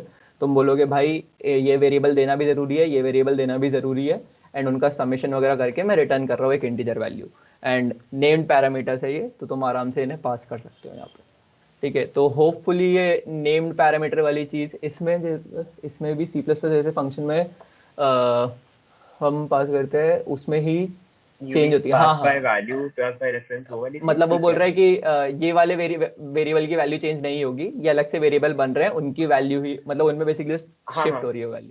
तो हाँ, यस वो pass चीज़ by एक value है। हाँ। एक बार यार ये बता दो यार, थोड़ा सा कंफ्यूजिंग है ये नेम, बट लॉजिकली सोचोगे तो बहुत बहुत अच्छा, बेसिकली समझो कि एक अच्छा फीचर है किसी प्रोग्रामिंग लैंग्वेज में। तुम्हें याद रखने की जरूरत नहीं कि यार कौन सी पोजीशन पे क्या आर्ग्यूमेंट था, तुम नाम यूज करके सिंपली आर्ग्यूमेंट की वैल्यू पास कर सकते हो। एंड तुम चाहो तो रिक्वायर्ड बना सकते हो, चाहो तो किसी वैल्यू को रिक्वायर्ड नहीं बना सकते हो। तो होपफुली ये समझ आया होगा। पाइथन में भी सेम फीचर है, उसमें हम मतलब instead of colon we use equal to. Hmm. चले जाओ यार, वोट कर दो यार, जो भी जितने भी लोग हैं। सर आप बहुत ज्यादा पोल करवा रहे हो, फिफ्थ पोल भाई ये तो करना पड़ेगा भाई, ठीक है। मैं क्या मतलब, हम लोग इन जनरल ऐसे पढ़ा ही नहीं सकते कि हम बोलते चले जाए तुम सुनते चले जाओ, हमें पता ही नहीं है कि तुम्हें कुछ समझ आ भी रहा है नहीं भी आ रहा है। तो अगर अगर तुम्हें पढ़ना है तो एक्टिव रहना पड़ेगा एंड पोल करवाना पड़ेगा। अरे तुम लोग यार जेई वाले भाई, तुम लोग नितिन विजय सर को नहीं जानते क्या, वो मोशन वाले, समझे नहीं समझे वो वाले, तो भाई वैसा ही कुछ सीन है अपना भी। अपन को अच्छा लगता है ये अगर रिस्पॉन्स आता रहे एंड अपन को पता चलता रहे कि बाकी लोगों को समझ आ रहा है या नहीं आ रहा है, ठीक है। तो ये पोल तो करने पड़ेंगे भाई। ठीक है, तो कूल है, ये तो मैं समझ आएगा होपफुली। अभी एक और चीज समझते हैं। तो तुमने देखा था कि अपन यहाँ पे जब रिक्वायर्ड नहीं लगा रहे थे, तो अपन पे ये, एक तो पहले तो ये नल की वजह से चिल्ला रहा है, एंड इनकेस अपन इसे नल बना भी देंगे तो अपन पे ये चिल्लाएगा क्योंकि अपन फिर इंटीजर वैल्यू रिटर्न नहीं कर सकते। तो ये नेम्ड आर्ग्यूमेंट्स में एक और प्यारा बेनिफिट है, वो है ये। तो यहाँ पे अगर तुम देखोगे इस फंक्शन को, तो इस फंक्शन में अपन ने क्या करा, अपन ऑब्वियसली नेम्ड आर्ग्यूमेंट्स डिफाइन कर रहे हैं। अपन ने बोला एक आर्ग्यूमेंट है इंट ए और एक आर्ग्यूमेंट है इंट बी। एंड सिंस तुम्हें पता है कि हम इंटीजर टाइप के आर्ग्यूमेंट्स डिफाइन कर रहे हैं, तो या तो हमें इन्हें नलेबल बनाना पड़ेगा, क्योंकि वरना हम पे ये चिल्लाएगा, बोलेगा भाई अगर उन्होंने वैल्यू नहीं दी, तुम तो नेम्ड आर्गुमेंट बना रहे हो ना, इन्हें रिक्वायर्ड कर रहे हो। अब अगर यूजर ने वैल्यू नहीं दी तो मैं इसकी वैल्यू क्या अज्यूम करूँ, नल ही करूंगा ना, तो तुम्हें इसे नलेबल बनाना पड़ेगा। तो एक ऑप्शन तो ये है, या फिर दूसरा ऑप्शन क्या है कि तुम इसमें डिफॉल्ट वैल्यू पास कर दो।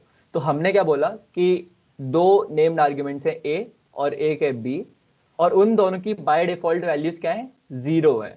तो कभी भी तुम समझ रहे हो ना, इसमें नल वैल्यू आएगी ही नहीं। क्यों? क्योंकि अगर यूजर वैल्यूज पास नहीं भी कर रहा है तब भी बाय डिफॉल्ट क्या वैल्यू सेट हो जाएंगी, जीरो सेट हो जाएंगी। तो हमें इन्हें नलेबल बनाने की जरूरत नहीं है। एंड इस केस में हमारा ये फंक्शन कंप्लीटली सही रन करेगा, इन केस अगर यूजर आर्ग्यूमेंट्स पास नहीं भी करता है तो फॉर एग्जांपल अपन ऐड 3 को अगर रन कर रहे हैं यहाँ पे, तो अपन चाहे तो बिना आर्ग्यूमेंट्स के इसे कॉल कर सकते हैं एंड ये अपन को जीरो रिटर्न कर देगा। क्यों? क्योंकि ए की वैल्यू जीरो, बी की वैल्यू जीरो, ए प्लस बी की वैल्यू जीरो, तो अपना जीरो यहाँ पे प्रिंट हो गया। अब एक और कूल कॉन्सेप्ट है, सिंस तुमने कोई भी आर्ग्यूमेंट को कंपलसरी नहीं बनाया, तो तुम अपनी मर्जी से जितने चाहो उतने आर्ग्यूमेंट दे सकते हो। मतलब तुम्हारा मन है एक आर्ग्यूमेंट देने का, खाली ए की वैल्यू देने का, तो तुम खाली ए की वैल्यू दे सकते हो, ना तो वो कंपलसरी है। तुम्हारा मन है खाली बी वैल्यू देने का, तुम खाली बी वैल्यू दे सकते हो। तुम्हारा मन है दोनों की वैल्यूज देने का, तो तुम दोनों दे सकते हो। तो वही चीज अपन यहाँ पे कर सकते हैं। अपन बोल रहे हैं कि अपन सिर्फ ए की वैल्यू देंगे num1, और बी की वैल्यू जो भी बाय डिफॉल्ट है वो तुम यूज कर लो। तो num1 में 10 गया, ए की वैल्यू 10 हुई, बी की वैल्यू 0 है, 10 प्लस 0 10, रिटर्न होना चाहिए 10 एंड प्रिंट होना चाहिए 10। ठीक है, तो अपन ने यहाँ पे करा, अपना यहाँ पे 10 प्रिंट हो गया। एंड सिमिलरली मैं बोल सकता हूँ कि नहीं, मैं तो बी की वैल्यू दूंगा, बी की वैल्यू मैं खाली दे रहा हूँ और वो वैल्यू होगी num2। तो अपना इस केस में 20 प्रिंट होना चाहिए, क्योंकि बी की वैल्यू 20, ए की वैल्यू 0, 20 प्लस 0 20, एंड यहाँ पे 20 प्रिंट हो गया। एंड मैं बोल रहा हूँ नहीं, मैं तो दोनों देना चाहता हूँ और मैं अपने ऑर्डर में देना चाहता हूँ, पहले बी की दूंगा फिर बाद में ए की दूंगा। तो मैं ये वाली चीज़ भी कर सकता हूँ। तो यहाँ पे 30 प्रिंट हो जाएगा। तो होपफुली ये चीज़ समझ आया होगा कि अगर तुम्हें रिक्वायर्ड नहीं बनाना, but at the same time तुम्हें उन वेरिएबल्स को नलेबल भी नहीं बनाना, तो तुम डिफॉल्ट पैरामीटर्स पास कर सकते हो। तुम बोल सकते हो कि भाई अगर यूजर वैल्यू नहीं देता है तो नल मत डालो उस वेरिएबल में, तुम ये डिफॉल्ट वैल्यू डाल दो उसमें। तो होपफुली समझ आएगा ये वाली चीज। Is there any extension for this on VS code, can we code? हाँ भाई, वीएस कोड में अपन करेंगे कोड, आने वाले दिनों में वीएस कोड पे करेंगे अपन कोड, सिंस हाँ अभी लाइक अपन एक्सटेंशन नहीं है, फ्लटर इंस्टॉल करना पड़ेगा पहले, उसके बाद ही हाँ नहीं मतलब डार्ट और उनके ऑफिशियल एक्सटेंशंस हैं जो ऐसे हाईलाइटिंग वगैरह प्रोवाइड करा देंगे तुम्हें कोड में एंड सजेशंस वगैरह, तो वो कर सकते हो उसमें इंस्टॉल। बाकी डार्ट ऑब्वियसली रन करने के लिए तुम्हें वो पूरा सब कुछ डाउनलोड करना ही पड़ेगा। ठीक है, तो होपफुली ये तीनों टाइप के फंक्शंस तुम्हें समझ आए होंगे। पहला अपन ने पोजिशनल समझा, फिर अपन ने नेम्ड वाले समझा, एंड फिर अपन ने नेम्ड समझा विद डिफॉल्ट पैरामीटर्स। ठीक है, तो वी होप तुम्हें ये तीनों फंक्शंस क्लियर हो गए होंगे। मैं इसको नीचे मूव कर लेट्स मूव लेता हूँ। To classes then. हाँ ठीक है, अब आने वाला है तुम्हें मज़ा। ठीक है, तो थोड़ा ध्यान से सुनना एंड कुछ लोगों को ये टफ लग सकता है, तो मतलब पूछ लेना यार कुछ भी डाउट आए तो। बेसिकली एक सेकंड ना, बस थोड़ा क्लीनिंग कर ले अपन, ये तुम्हें दे देंगे अभी बाद में। Let's move to classes. Harsh बोल रहा था। हाँ, तो फर्स्ट ऑफ ऑल मतलब जैसे हमने स्टार्टिंग में बोला था कि like Dart is an object oriented language, right? So what did we mean by that? We mean anything and everything that you see in Dart is an object. ठीक है, हर एक चीज, मतलब फंक्शंस ऑब्जेक्ट्स है, वेरिएबल्स ऑब्जेक्ट्स है, classes खुद objects है, क्लासेस के इंस्टेंसेस ऑब्जेक्ट है, हर एक चीज। ठीक है, तो what are classes and what are objects?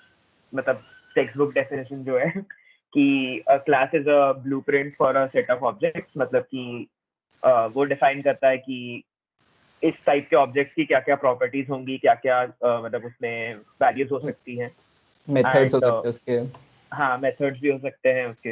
And object is an instance of a class, यानी कि अगर हम क्लास का कंस्ट्रक्टर कॉल करें, क्लास को इंस्टेंशिएट करें, कुछ वैल्यूज दें, तो उससे जो चीज बनती है that is called an object. So in this case, we are creating a class called rectangle. तो इसका syntax बिल्कुल C++ या JavaScript की तरह मतलब सेम ही है। घबराना तो मत भाई, ये जो भी अभी बोल रहे हैं टर्म्स, एक एक वर्ड क्लियर हो जाएगा जैसे ही अपन क्लासेस एंड करेंगे तब तक। तो मतलब हाँ सुन लो यार, अभी एक एक करके भी धीरे धीरे सब समझ आ जाएगा। ठीक है, तो सुन लो एक हाँ, बार पहले। तो क्लास रेक्टेंगल, ठीक है, rectangle is the name of the class, और हम कैपिटल लेटर के साथ स्टार्ट करते हैं। मतलब ये बस कन्वेंशन है, जरूरी नहीं है, बट इन जनरल हम कैपिटल लेटर के साथ स्टार्ट करते हैं। इसके अंदर हमने क्या किया, हमने दो वेरिएबल्स डिफाइन किए, एक है इंट लेंथ इक्वल टू 0 और एक ब्रेड्थ इक्वल टू 0। तो रेक्टेंगल का लेंथ होगा और एक ब्रेड्थ होगा, राइट? अभी there is a function, right? हमने एक फंक्शन यहाँ पे बनाया called rectangle this dot length comma this dot breadth. Okay, now what is this? तो सी प्लस प्लस में अगर हम क्लास के अंदर एक फंक्शन बनाए जिसका जो नाम है वो क्लास से मैचिंग है, तो इसको हम बोलते हैं constructor, right? So even here, this is the constructor for this class. हर्ष तेरी Breadth, आवाज right? चली गई। चली गई? Is it हाँ back हाँ now? बारी है। हाँ, I don't know क्या हो रहा है मेरा। Anyways, yeah. So ये जो constructor है, it takes two arguments, right? It takes this dot length and it takes this dot breadth. So what do these things mean? पहले ओवर लाइक थोड़ा हायर लेवल एक्सप्लेनेशन देख लेते हैं कि जो इसका पहला आर्ग्यूमेंट है दिस डॉट लेंथ, इसमें हम जो भी पास करें, मतलब रेक्टेंगल कॉल करते वक्त जो हम पहला आर्ग्यूमेंट पास करें, ये जो 13 लाइन पे जो है ना इंट लेंथ, इसकी वैल्यू उस वैल्यू से सेट हो जाएगी।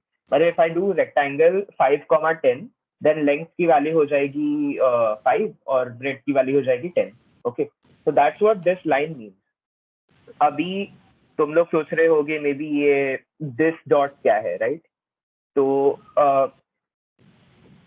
ओके, नहीं या सो दिस का मतलब तुम्हें बस समझना है। तो ओवरऑल इट इज जस्ट वो ऑब्जेक्ट खुद। ओके, मतलब अगर मैं कोई रेक्टेंगल 5,10 जैसे कॉल करूं, तो दिस का मतलब है वो specific rectangle. Okay, that's what this means. अच्छा रुको ना, ये थोड़ा हाँ कंफ्यूजिंग हो रहा है ठीक है तुम लोग के। हाँ, काइंड ऑफ हो और सकता है हाँ, कंफ्यूजिंग बिकॉज तो एक बार पहले अपन एकदम बेसिक से सोचने का ट्राई करते हैं कि ये सब आया क्यों। तो पहले तो ये सबको बोलते हैं ऊप्स, ठीक है, ऑब्जेक्ट ओरिएंटेड प्रोग्रामिंग। आया क्यों?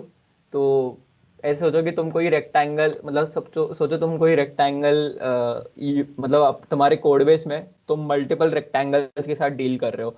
तुम हर एक रेक्टेंगल का लेंथ लेते हो, हर एक रेक्टेंगल का ब्रेथ लेते हो, और उनका एरिया निकाल रहे हो तुम बार बार हर एक रेक्टेंगल का, तो उनका पेरीमीटर निकाल रहे हो।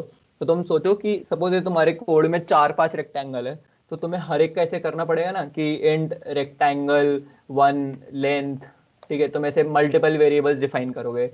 फिर ऐसे रेक्टेंगल 1 की ब्रेथ के लिए तुम अलग एक वेरिएबल डिफाइन करोगे, फिर 2 के लिए अलग, 3 के लिए अलग, 4 के लिए अलग, ठीक है। फिर तुम उनके एरियाज कैलकुलेट करोगे, हर एक के एरिया के लिए तुम ऐसे अलग एक वेरिएबल होगा जिसमें तुम स्टोर कर रहे होगे वो एरिया, ठीक है। तो तुम समझ रहे हो कि तुम अगर और लॉजिकली सोचो तो ये सब रेक्टेंगल है, इन सब की कॉमन प्रॉपर्टीज क्या है, सब में लेंथ है, सब में ब्रेथ है, और सबका एरिया निकालने का फॉर्मूला सेम है, सबका पेरीमीटर निकालने का फॉर्मूला सेम है, ठीक है। तो इसीलिए ऑब्जेक्ट ओरिएंटेड प्रोग्रामिंग का मतलब बेसिकली स्टार्ट हुआ। उनके हिसाब से क्या है कि अगर तुम बेसिकली कोई एक ऐसे एंटिटी पे काम कर रहे हो ना, तुम्हारे कोड में कोई एक ऐसे एंटिटी है, तो तुम उससे रिलेटेड जितना भी डेटा है, जितने भी वेरिएबल्स है उनको, और उससे एसोसिएटेड जितने भी मेथड्स वगैरह हैं उन सबको ग्रुप कर दो एक क्लास में, एंड सिंपली उस क्लास को यूज करो जहां भी तुम्हें, क्लास को इंस्टेंशिएट करके उसके ऑब्जेक्ट्स को यूज करो जहां भी तुम्हें रेक्टेंगल्स चाहिए और उनके एरियाज चाहिए वगैरह वगैरह। तो अभी ये क्या बोला आखिरी में, उसको वापस एक बार समझते हैं। तो अपन ने बोला कि हम एक बेसिकली डिजाइन बना रहे हैं, अभी हमारे हमारे माइंड से एक डिजाइन बना रहे हैं कि एक रेक्टेंगल कैसा होगा, वो हम कैसे बनाते हैं, क्लास कीवर्ड का यूज करके। तो हमने बोला एक क्लास बना रहे हैं हम, रेक्टेंगल नाम है उसका। उस हर एक रेक्टेंगल के अंदर एक लेंथ करके इंटीजर होगा, एक ब्रेथ करके इंटीजर होगा, दोनों की बाय डिफॉल्ट वैल्यू 0 होंगी, ठीक है। अभी हर बार लेंथ और ब्रेथ 0 नहीं हो सकती ऑब्वियसली। तुम चाहोगे कि यूजर तुम्हारा इनपुट दे एंड यूजर जो लेंथ और ब्रेथ चाहता है उसके रेक्टेंगल्स की वो हो। तो उसके लिए उन्होंने बोला कि तुम यूजर से इन वैल्यूज को, जो भी तुम ये वैल्यूज ले रहे हो क्लास के अंदर, उनको तुम इनिशियलाइज करवा सकते हो यूजिंग समथिंग कॉल्ड कंस्ट्रक्टर, ठीक है। अब वो कंस्ट्रक्टर क्या होता है और बनाओगे कैसे, तो उन्होंने बोला कि जिस नाम से तुम ये क्लास डिफाइन कर रहे हो ना, वही सेम नाम का एक फंक्शन डिफाइन करो, एंड उस फंक्शन में जो भी तुम वैल्यूज पास करोगे, मतलब जैसे अपन ने दिस डॉट लेंथ करा, मतलब जो भी अपन ने मतलब अगर देखो तुम्हें एक्सप्लिसिटली बताना तो एक सेकंड रुको, बट यहाँ पे लेट वाली चीज यूज करनी पड़ जाएगी ना, नहीं डिफॉल्ट में नहीं करनी पड़ेगी, हाँ। तो देखो बेसिकली उन्होंने बोला कि तुम्हें अगर इन वैल्यूज को इनिशियलाइज करना है तो तुम क्लास के नाम के क्लास का सेम नाम रख के एक फंक्शन डिफाइन कर सकते हो। तो तुम देख रहे हो ना, एक तरीके से एक फंक्शन ही है, आर्ग्यूमेंट्स ले रहा है एंड उसकी एक बॉडी है, एंड उस फंक्शन के अंदर तुम उन वेरिएबल्स को इनिशियलाइज कर सकते हो, ठीक है। तो अपन ने क्या बोला, दिस डॉट ब्रेथ, दिस क्या है, दिस इस पूरी क्लास को डिफाइन करता है। ये पूरी क्लास एक तरीके से दिस है, ठीक है, ये पूरी क्लास एक तरीके से दिस है, ठीक है। तो अपन बोल रहे हो दिस के अंदर ये जो वैल्यू है लेंथ, उसकी वैल्यू इक्वल कर दो उस लेंथ के इक्वल जो यूजर ने एज अ आर्ग्यूमेंट पास करी है, एंड ये दिस मतलब इस क्लास के अंदर जो ब्रेथ है ये वाला, उसको इक्वल कर दो किसके, जो आर्ग्यूमेंट में यूजर ने ब्रेथ पास करी है उसके इक्वल कर दो। तो अपन ने दिस कीवर्ड से बताया कि अपन क्लास के अंदर की लेंथ और ब्रेथ को पॉइंट कर रहे हैं, एंड ये जो लेंथ और ब्रेथ है ये वो है जो यूजर ने इनपुट में दी है, ठीक है। तो ये काम करता है कंस्ट्रक्टर का। लेकिन अब ये बहुत बड़ा ऐसे पूरा सिंटैक्स है ना, तो वैसे पूरा फंक्शन बॉडी लिख रहे हो और ये सब लिख रहे हो, तो इसी को शॉर्ट हैंड में लिखने का तरीका ये है। तुम्हें ये पूरा इतना सब कुछ करने की जरूरत नहीं है, तुम सिंपली आर्ग्यूमेंट्स की तरह इधर पास कर दो this dot length, this dot breadth. तो इससे क्या होगा, जब भी तुम रेक्टेंगल वाला क्लास को इंस्टेंशिएट करोगे, अपन समझेंगे इसका क्या मतलब होता है, एंड उसमें तुम जो पहली वैल्यू दोगे ना वो ऑटोमेटिकली दिस डॉट लेंथ मतलब इस क्लास की लेंथ प्रॉपर्टी में जाके सेट हो जाएगी, और जैसे ही तुम उसमें दूसरा आर्ग्यूमेंट दोगे तो वो इस क्लास की, दिस क्लास के अंदर ब्रेथ वाली प्रॉपर्टी में जाके सेट हो जाएगी, ठीक है। तो ये वाला काम तुम्हारा कर रहा है कंस्ट्रक्टर। अभी जब अपन इसे यूज करेंगे तो तुम्हें और क्लैरिटी आएगी, but for now this is what a constructor, मतलब ये बेसिकली एक कंस्ट्रक्टर की जॉब है। हाँ, एक हाँ स्मॉल क्लैरिफिकेशन, ये जो दिस डॉट लेंथ और दिस डॉट ब्रेथ था ना, मतलब ये जो लाइन नंबर 16 और 17 वाले हैं, ये हर एक ऑब्जेक्ट के लिए अलग अलग वैल्यूज है। मतलब अगर हाँ दो रेक्टेंगल्स हैं तो उनके दोनों के अलग अलग लेंथ हो सकते हैं, दोनों के अलग ब्रेथ हो सकते हैं, ठीक है। क्लास क्या कर रहा है, क्लास बस ये चीज बता रहा है कि लाइक हर रेक्टेंगल का लेंथ और ब्रेथ होगा। अब हर रेक्टेंगल की जो वैल्यूज है वो ये कंस्ट्रक्टर में तुम डिफाइन कर सकते हो। हाँ तो मतलब तुम लोग समझ रहे हो ना अपनी मेन दिक्कत क्या थी। अपनी दिक्कत तो यही थी ना कि हमें हर एक उसके लिए ऐसे अपने कोड में वेरिएबल नहीं डिफाइन करने और ये सब नहीं करना। हम चाहते हैं एक जनरल एक बॉडी डिफाइन कर दे, हम बता दे कि भाई हर एक रेक्टेंगल की ये कुछ प्रॉपर्टीज हैं, उसमें एक लेंथ होगी, उसमें एक ब्रेथ होगी, उसमें एक एरिया निकालने का फंक्शन होगा, पेरीमीटर निकालने का एक तरीका होगा, वगैरह वगैरह। एंड सिंपली जहां जहां हमें एक रेक्टेंगल चाहिए, हम सिंपली एक क्लास को यूज करें एंड उसके अंदर उस पर्टिकुलर रेक्टेंगल की वैल्यूज दें और उससे एसोसिएटेड जो भी फंक्शन है उनकी वैल्यूज हमें मिल पाए। तो इसीलिए क्लास वाला पूरा ये जो लॉजिक है ये चलता है, ठीक है। तो ये लाइन नंबर 20 वाला जो कंस्ट्रक्टर देख रहा ना, मतलब this dot length comma this dot breadth, एक तो ये मतलब रिकमेंडेड तरीका है करने का। नीचे वाला जो है 4 लाइंस का, उसके हाँ जगह we use this more modern syntax. And हाँ ऑल्सो अगर C plus plus, I think newer वाला जो 14 वर्जन है या 11 वर्जन याद नहीं मुझे, उसमें भी ये सिंटैक्स के लिए अभी सपोर्ट आ गया है। हाँ मतलब it is called initialiser list, अगर सर्च करना तो कर सकते हो। बट उसमें भी ये सेम कॉन्सेप्ट है, तो this is not anything new. हाँ। एंड शायद तुम लोग का भी ये वाला सेम ऊप्स चल रहा होगा। मतलब फर्स्ट ईयर के लिए पूछ रहा हूँ मैं, सेकंड ईयर तो पढ़ चुका होगा ऊप्स, या फर्स्ट ईयर में होता था सेकंड ईयर में होता था ऊप्स? फर्स्ट ईयर में ही होता था ना? याद नहीं मुझे। हाँ मतलब शायद तुम लोग या तो ऊप्स पढ़ रहे होगे या पढ़ चुके होगे या ये सेम होगा, ठीक है। तो मतलब तुम लोग ये वाली चीज़ उधर भी पढ़ोगे। एंड तुम लोग देख रहे हो इधर ये अपन को स्क्विगलीज दिखा रहा है क्योंकि ये मतलब वही बोल रहा है कि बेसिकली ये तरीके से अच्छा ये वाला तरीका यूज़ कर लो। मतलब ये अभी ज़्यादा प्रैक्टिस में डार्ट खुद सजेस्ट करता है यार ये शॉर्ट हैंड सिंटेक्स है, ये यूज़ करो ना, क्यों इतना लंबा लिख रहे हो ये सब, ठीक है। तो अपन बेसिकली उन वैल्यूज़ को इनिशियलाइज कर रहे हैं। अभी ये सब एक सेकंड कमेंट आउट करते हैं, ठीक है। अभी तुम्हें इसका यूज करना सिखाते हैं। तो फॉर एग्जांपल अपन ने एक क्लास डिफाइन करी एंड जैसा कि बोला था कि क्लास यूज करने से पहले डिफाइंड होनी चाहिए, तो अपन ने इधर ये क्लास डिफाइन करी।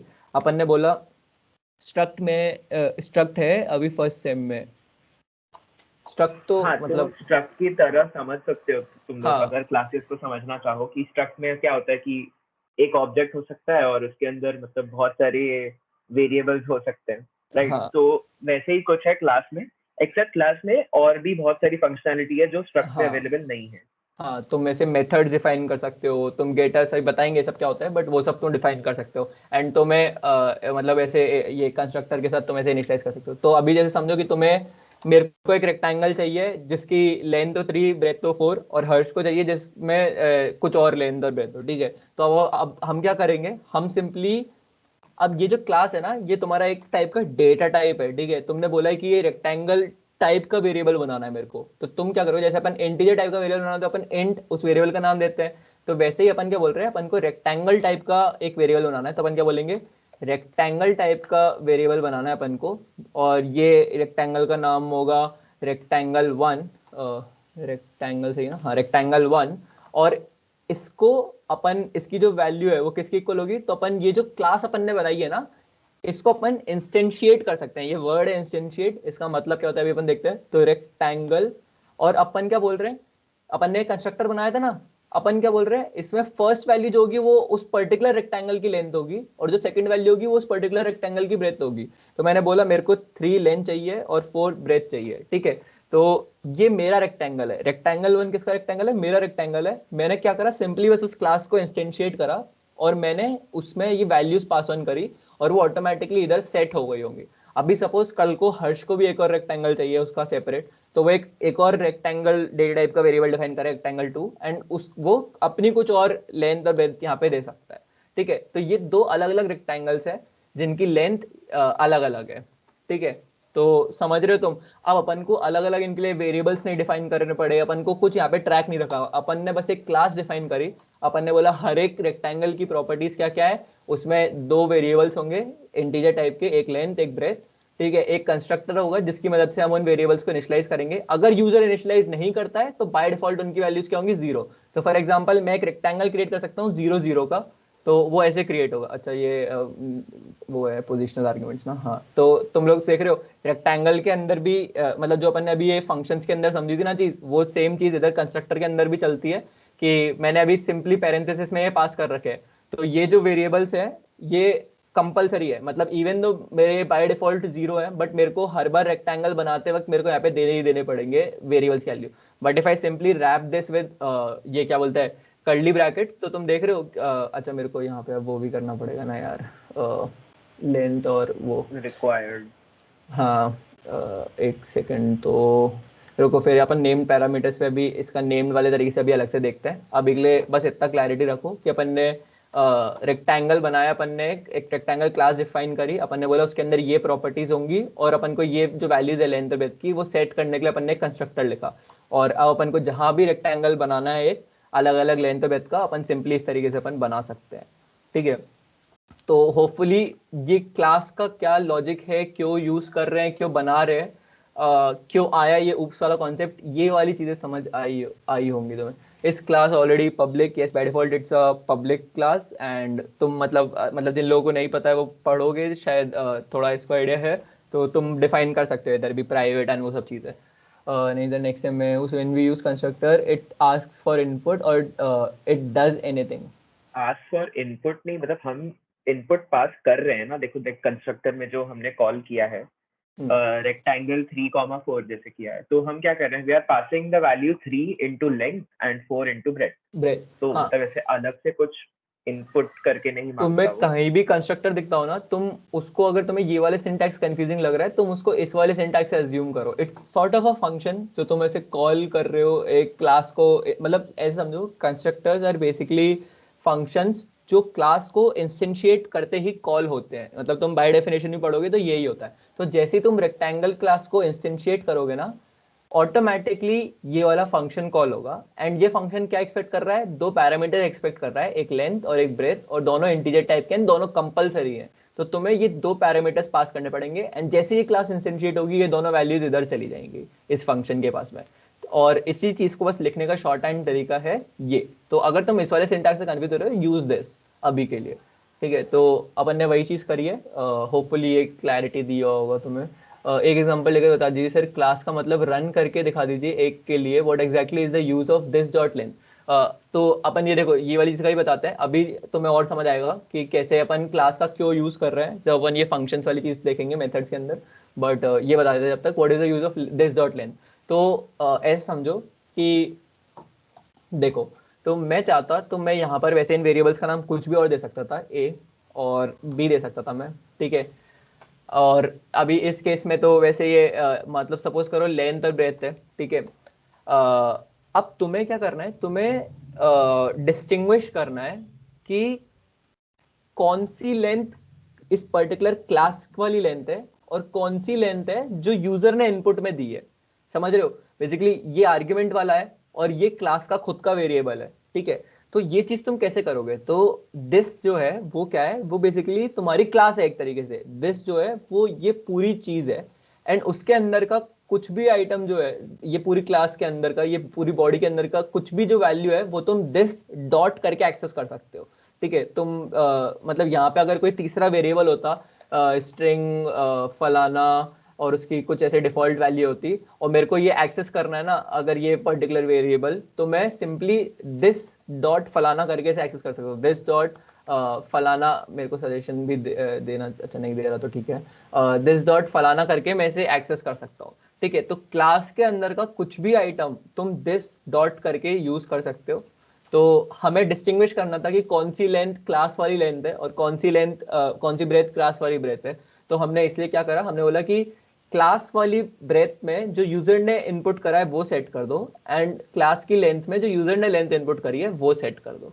ठीक है, तो होपफुली दिस वाली चीज समझ आएगी। This is a very confusing keyword, लोगों की हालत खराब हो जाती है ठीक है दिस को समझने में। तो definitely we don't expect you to understand this keyword in first को। होप मतलब होपफुली तुम्हें टाइम के साथ वो चीज़ और क्लियर हो जाएगी कि दिस का मतलब क्या है सेशन के स्पेशली बाद। वेब डेवलपमेंट में you use it all the time, तो हाँ मतलब आ ही जाएगा। हाँ, तो after the session you can Google more about it कि दिस क्या है, एंड डिफरेंट लैंग्वेजेस में थोड़ा डिफरेंट इम्प्लीमेंटेशन भी होता है दिस का। तो वो अलग अलग भी चलता है थोड़ा सीन, तो मतलब तुम्हें लैंग्वेज स्पेसिफिक भी देखने को मिल सकती है चीज़ें। तो बट पढ़ना मोस्टली दिस का मतलब जनरल जो हायर ओवरव्यू होता है वो यही होता है कि वो उस पर्टिकुलर स्कोप को डिफाइन करता है। स्कोप मतलब उस पर्टिकुलर ये कर्ली ब्रैकेट्स के अंदर के सामान को डिफाइन करता है। ठीक है, एग्जाम्पल वाली चीज करते हैं। तो होपफुली तुम्हें ये समझ आएगा कि अपन ने एक रेक्टेंगल क्लास डिफाइन करी जिसके अंदर दो प्रॉपर्टीज है, लेंथ और ब्रेथ, और उनकी डिफॉल्ट वैल्यू 0 है। अपन ने कंस्ट्रक्टर डिफाइन करा इन वैल्यूज को इनिशियलाइज करने के लिए। दिस डॉट लेंथ से ये लेंथ वाली वैल्यू इनिशियलाइज होती है, दिस डॉट ब्रेथ से ये ब्रेथ वाली वैल्यू इनिशियलाइज होती है। करते कैसे अपन, रेक्टेंगल को अपन ने क्लास को इनिशियलाइज करा, उसमें अपन ने ये जो वैल्यूज एक्सपेक्ट करा था अपन ने वैल्यूज को पास करी। एक रेक्टेंगल बना मेरा जिसमें 3 लेंथ है 4 ब्रेथ है, और एक रेक्टेंगल बना हर्ष का जिसमें 5 लेंथ है 5 ब्रेथ है, ठीक है। अब सपोज अपन ने क्या बोला था कि अपन ने ये सब चीजें चालू क्यों करी हुक्स वाली चीज, क्योंकि हम चाहते थे कि एक पर्टिकुलर एंटिटी से रिलेटेड उसके जो डेटा है और उससे एसोसिएटेड जो फंक्शंस हैं वो सब एक जगह रहे। तो अगर अपन ऐसे ही नॉर्मली बात करें तो रेक्टेंगल से एसोसिएटेड क्या फंक्शंस हो सकते हैं, रेक्टेंगल का एरिया निकालने का फंक्शन, ठीक है। तो अपन इसके अंदर एक फंक्शन डिफाइन कर सकते हैं, ये स्टैटिक अभी के लिए भूल जाओ, ठीक है। अपन एक फंक्शन डिफाइन कर सकते हैं जो इस क्लास का फंक्शन है, ठीक है। तो अपन ने एक फंक्शन डिफाइन करा एरिया, तुमको समझ ही आ रहा है यार, ये तो फंक्शन है नॉर्मल, इसमें कुछ भी नया नहीं है। अपन ने एक फंक्शन डिफाइन करा एरिया जो क्या करता है, लेंथ लेता है, ये यही लेंथ है, एंड ब्रेथ लेता है, और उनको क्या करता है लेंथ इनटू ब्रेथ करके रिटर्न कर दे रहा है, ठीक है। और इंटीजर सिंस ये रिटर्न इंटीजर टाइप कर रहा है तो इस क्लास का जो रिटर्न टाइप है वो इंटीजर है। अब सोचो ये फंक्शन मैंने एक जेनेरिक क्लास में डिफाइन कर दिया। अब अलग अलग रेक्टेंगल्स के लिए जो हमने यहाँ पे बनाए हैं ऑटोमेटिकली अलग अलग एरिया कैलकुलेट करेगा।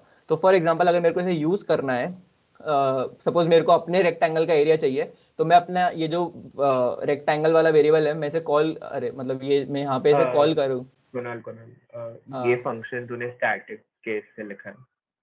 हाँ तो इसमें तो एक्सेस कर ही सकता हूँ ना अभी वैल्यूज पास करके। क्या बोल रहा हो तू, तो ये बोल रहा ना मेरे को यहाँ पे वैल्यूज पास करनी पड़ेगी रेक डॉट। हाँ हाँ, पास करनी हाँ हाँ पड़ेगी। आई हाँ मेंट मैं कि वो तो, उसके बिना बता दो। ठीक है, चलो। हाँ तो मतलब ऐसे समझो कि मतलब तुमने इस पर्टिकुलर मतलब तुमने बोला कि हर एक क्लास का एरिया कैलकुलेट कर सकते हो तुम, ठीक है। उसके लिए तुमने एक मेथड डिफाइन करा उस पे कि ये एक वो है मेथड, एंड वो मेथड क्या करता है, दो पैरामीटर्स एक्सेप्ट करता है, लेंथ और ब्रेथ, और उनका प्रोडक्ट करके तुम्हें रिटर्न कर देता है, ठीक है।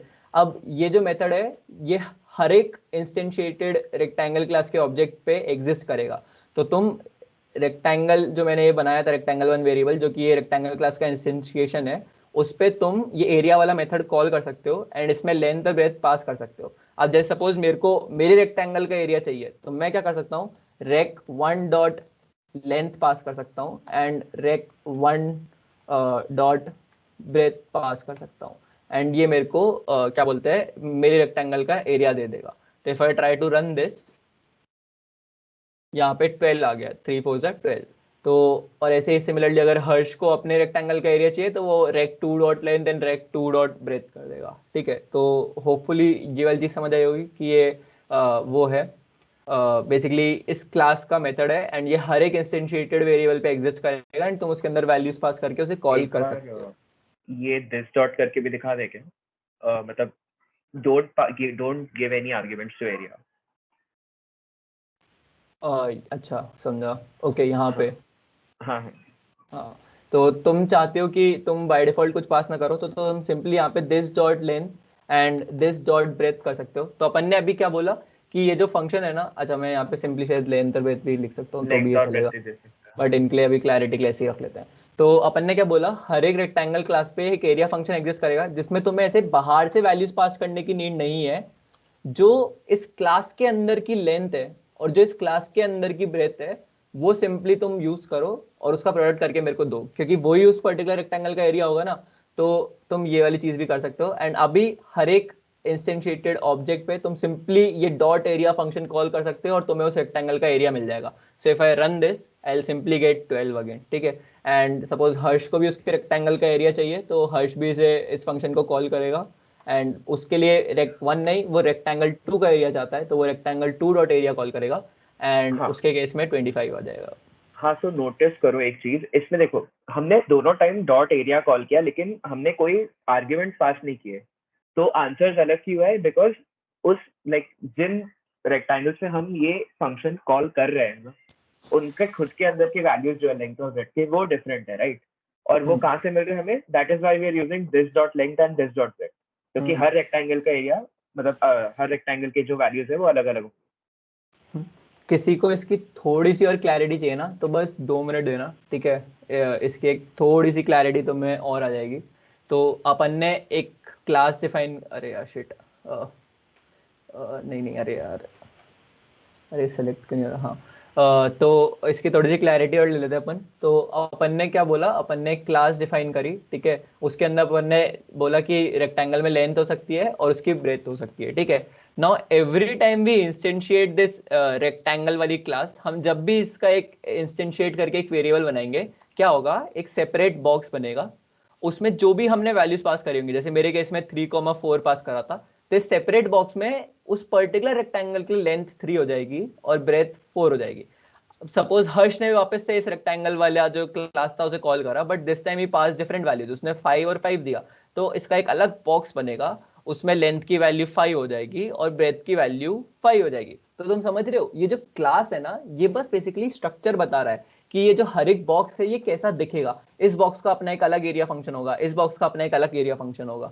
अगर तुम इस बॉक्स के एरिया फंक्शन को कॉल करोगे तो वो 3 और 4 वैल्यूज यूज करके तुम्हें एरिया आउटपुट में देगा। इस वाले बॉक्स के एरिया फंक्शन को कॉल करोगे तो वो तुम्हें 5 और 5 वैल्यू यूज करके एरिया देगा। तो तुम समझ रहे हो, अपन क्लास में बताते हैं कि हर एक बॉक्स कैसा दिखेगा, उसके अंदर क्या क्या वैल्यूज होंगी और कौन कौन से एसोसिएटेड मेथड्स होंगे।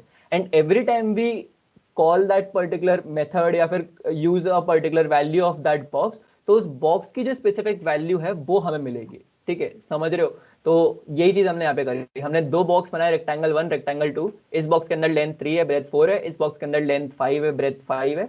और इस बॉक्स का एरिया मेथड कॉल करोगे तो वो 3 और 4 पे चलेगा, इस बॉक्स का एरिया मेथड कॉल करोगे तो वो 5 और 5 पे चलेगा। होपफुली ये एग्जांपल से तुमको थोड़ा एक्स्ट्रा क्लैरिटी आया होगा।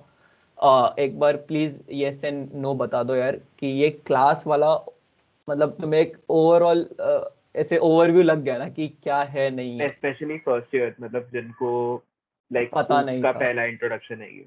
हाँ, तुम लोग पढ़ोगे अपने सेकेंड सेमेस्टर में नोट्स, तब ज्यादा क्लैरिटी आएगी डेफिनेटली, क्योंकि तब और डिटेल में पढ़ोगे। बट फॉर नाउ हमारे लिए ये जरूरी है।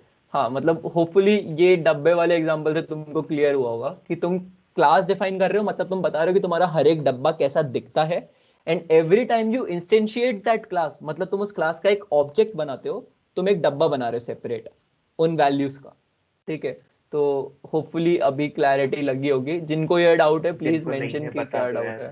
हाँ, अरे क्योंकि दिस इज इम्पोर्टेंट। हाय हर्ष, हाय कुणाल। अरे हेलो लक्ष्य है क्या? लक्ष्य। हाँ हाँ हेलो। हाँ।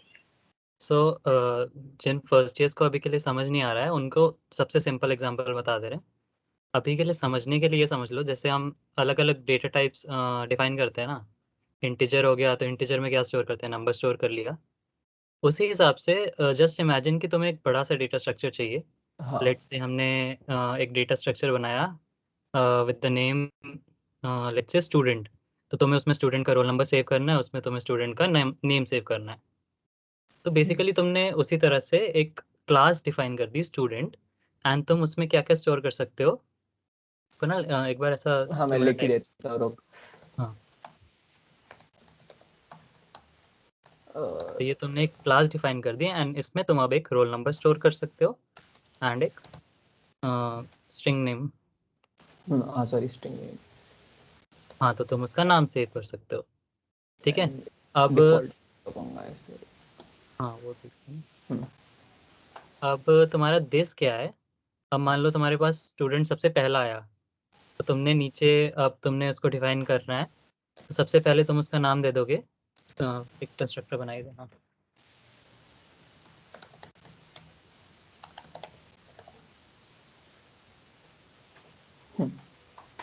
तो लेट्स से जैसे हमने num1 num2 डिफाइन किए थे, उसी तरह से हम एक स्टूडेंट डिफाइन कर देंगे with some name, with some variable name. अब ये तुम्हारा जो स्टूडेंट है ना, वो अलग से एक डेटा टाइप हो गया। जैसे तुम्हारे इंट में नंबर स्टोर होते हैं, तो अब स्टूडेंट में तुम्हारे रोल नंबर और नेम स्टोर होंगे।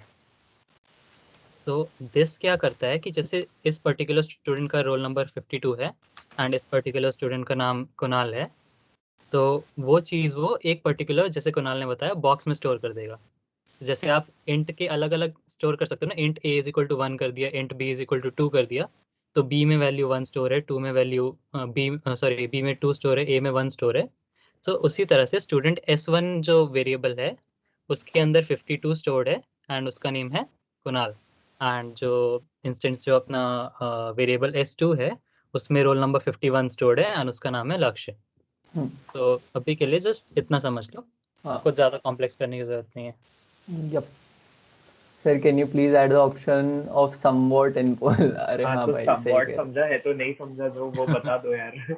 हाँ मतलब होपफुली बस तुम्हें बेसिकली एक आइडिया लग गया होगा यार कि ऊप्स क्या है एंड क्लासेस क्यों यूज कर रहे हैं to basically group a particular मतलब group data of a particular entity and उससे एसोसिएटेड जो मेथड्स हैं वो सब भी साथ में डिफाइन कर पाए उसके लिए बस यूज कर रहे हैं। ठीक है।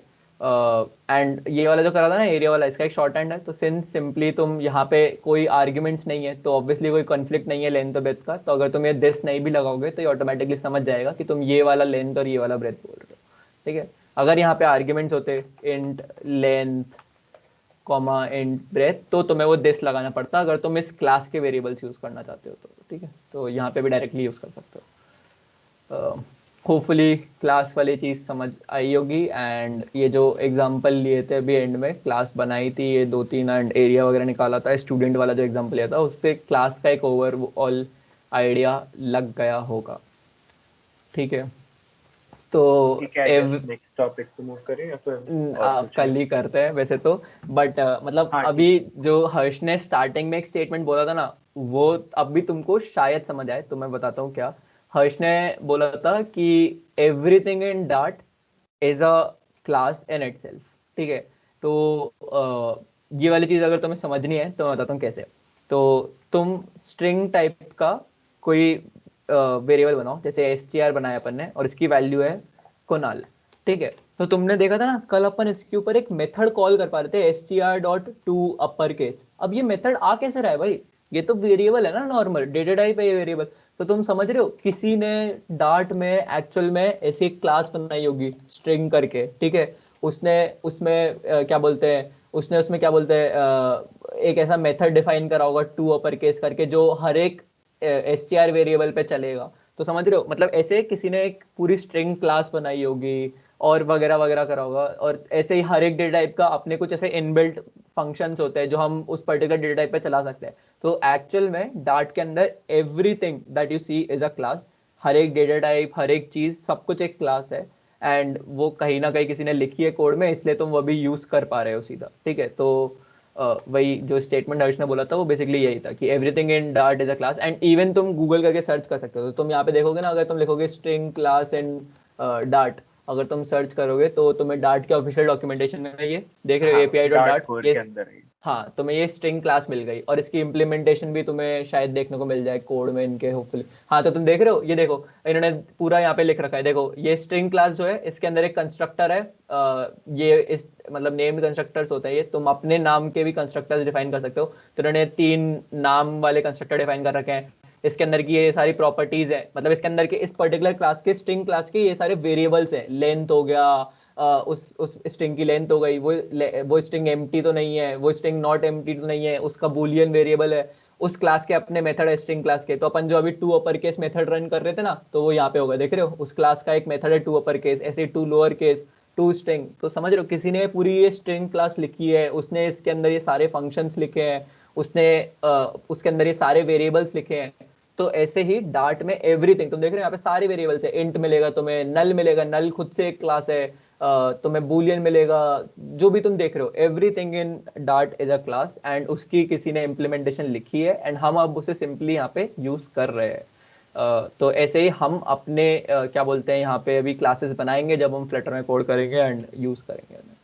बट होपफुली तुम्हें एक हायर लेवल ओवरव्यू लग गया होगा क्या होते हैं क्लासेस। वैसे और चीज़ें बतानी थी क्लासेस में बट कंसिडरिंग कि अभी टाइम थोड़ा ज़्यादा हो गया है एंड थोड़ा सिर के ऊपर से भी जाने लगेगा अभी तो क्लासेस वाली चीज़ आई थिंक यहाँ पे एंड कर सकते हैं। बाकी थोड़ा ही मतलब बाकी तुम वैसे क्लासेस में हाँ तुम बट खुद से 2 चीज़ें एक्सप्लोर करना। ठीक है। वन इज गेटर क्या होता है एंड दूसरा स्टैटिक मेथड्स क्या होते हैं। स्टैटिक तो मेथड। हाँ तो सिंपली सर्च करना टूर ऑफ डार्ट। ठीक है। ये सर्च करना फर्स्ट लिंक आएगी इसको खोलना। हमने जितना भी सब कुछ पढ़ा है अभी तक यहाँ पे तुम्हें मोस्टली सिक्वेंशियल वही सेम ऑर्डर में मिल जाएगा तुम्हें इसमें बहुत सारा एक्स्ट्रा स्टफ है जो नेसेसरी नहीं है अभी के लिए तुम्हारे लिए, तो वो सब स्किप कर सकते हो। तो फॉर एग्जांपल तुम्हें बिल्ट इन टाइप्स पढ़ना है, डेटा टाइप्स क्या क्या है, तो तुम्हें सपोज नंबर्स के बारे में पढ़ना है तो तुम नंबर पे चले जाओ, ठीक है। तुम स्ट्रिंग के बारे में पढ़ना चाहते हो तुम स्ट्रिंग पे चले जाओ। तो तुम्हें अरे कहाँ है भाई स्ट्रिंग डेटा टाइप, मतलब स्ट्रिंग डेटा टाइप के बारे में तुम यहाँ पे पढ़ सकते हो अलग अलग चीज़ें। तुम्हें कॉन्स्टेंट्स के बारे में पढ़ना है, बूलियंस के बारे में पढ़ना है, लिस्ट के बारे में पढ़ना है, मैप्स के बारे में पढ़ना है, ठीक है। और फंक्शंस के बारे में पढ़ना है, तुम्हें पैरामीटर्स कैसे पास करना है, और तुम्हें फंक्शंस के अंदर फिर ऑपरेटर्स में तुम्हें पढ़ना है कि कौन कौन से होते हैं, ये multiply, greater than, equal to, not equal to. ये देख रहे हो इफ नल जो अपन ने डबल क्वेश्चन वाला चेक करा था, ये ऑपरेटर क्या नाम है, इफ नल। तो अगर नल है तो ये वाला पार्ट चलेगा, अगर नल नहीं है तो जो लेफ्ट में पार्ट होता है वो चलेगा। तो यहाँ पे तुम्हें सब कुछ मिलेगा इस पर्टिकुलर लिंक पे टूर को, ठीक है। यहाँ चैट में भी ड्रॉप कर रहे हैं लिंक। बहुत सारे एग्जांपल्स वगैरह भी है, मतलब इट्स वेरी हाँ इजी टू अंडरस्टैंड इट। हाँ, इफ एल्स पढ़ा अपन ने तो इफ एल्स के एग्जांपल्स हैं यहाँ पे, ठीक है। फॉर लूप्स पढ़े अपन ने तो फॉर लूप्स के एग्जांपल है। अपन ने ये वाला पढ़ा था ना, फॉर इन वाला जो लूप होता है वो पढ़ा अपन ने, फॉर ईच पढ़ा अपन ने, वाइल का सिंटैक्स सेम है, डू वाइल का सिंटैक्स सेम है। तो go through all of this stuff, go through their examples, try to understand and figure out कि कैसे लिखते हैं डार्ट में कोड। स्विच केस जैसे नॉर्मली बाकी लैंग्वेज में होता है वैसे यहाँ पे भी होता है, इतना कभी यूज़ नहीं आता इसलिए बताया नहीं, बट तुम चाहो तो सीख सकते हो। देन क्लासेस पे आ जाना, क्लासेस में समझना क्या ये लोग बोल रहे हैं, ठीक है। फिर जैसे इन्होंने यहाँ पे देख रहे हो, यहाँ पे नीचे एक अच्छा क्लास का एग्जांपल था इनका, तो को बताते कहाँ पे, हाँ देखो यहाँ पे इन्होंने एक क्लास का एग्जांपल दिया है। इन्होंने एक क्लास बनाई है पॉइंट, तो अपन जो एक्स वाई कोऑर्डिनेट में पॉइंट लेते हैं ना, वैसे टाइप की इन्होंने क्लास बनाई है जिसमें एक एक्स कोऑर्डिनेट होगा जो एक डबल टाइप का वेरिएबल होगा, और एक वाई कोऑर्डिनेट होगा जो एक डबल टाइप का वेरिएबल होगा, और उसको इनिशियलाइज करने के लिए कंस्ट्रक्टर बनाया है इन्होंने। और इन्होंने देख रहे हो यहाँ पे लिखा भी है कि एक सेकंड मेरे को, हाँ There's a तो better way to do this. हाँ इन्होंने यहाँ पे लिखा भी है there is a better way to do it, and वो इन्होंने नीचे बताया भी है कि ये बेटर सिंटैक्स है। तो यहाँ से पढ़ सकते हो। Then there something called name constructors, तो वो उसके बारे में पढ़ सकते हो। एज सच इतना अभी पढ़ने के यूज लिए नहीं तो है करोगे। बहुत कुछ, हाँ, मतलब और ये क्लासेस के अंदर मेथड, तो जैसे अपने केस में अपन ने एरिया मेथड डिफाइन करा रेक्टेंगल क्लास में, इन्होंने डिस्टेंस मेथड डिफाइन करा हुआ है, जिससे तुम क्या बोलते हैं, दो पॉइंट्स के बीच में डिस्टेंस डिफाइन कर सकते हो। एक पॉइंट तो वही होगा जो इस क्लास के वेरिएबल्स है, एंड दूसरा पॉइंट तुम पास कर सकते हो इसमें, और उन दोनों के बीच का डिफरेंस कैलकुलेट होगा, डिस्टेंस कैलकुलेट होगा, ठीक है। तो ये इन्होंने कर रखा है।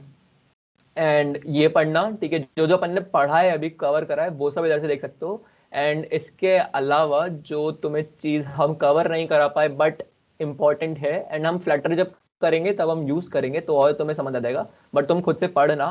वो चीज है, कहाँ यार सेटस दिख रहा है क्या, ऊपर ही था शायद। वही देख रहा हूँ मैं, कहाँ गया, गेटिंग एन ऑब्जेक्ट, अच्छा नहीं, टाइप है। ट्रैक से रुक जा, मैं सर्च ही कर लेता हूँ। सेटर, हाँ सेटर गेटर नहीं, सेटर्स फर्स्ट कहाँ पे आया है ये वर्ड, हाँ ये तो हाँ, ये getters getters and and setters, ये मेथड्स के अंदर ही है, ठीक है। मेथड्स वाले हेडिंग के अंदर ही है ये गेटर्स एंड सेटर्स, इनके बारे में पढ़ना क्या है ये और कैसे काम करते हैं।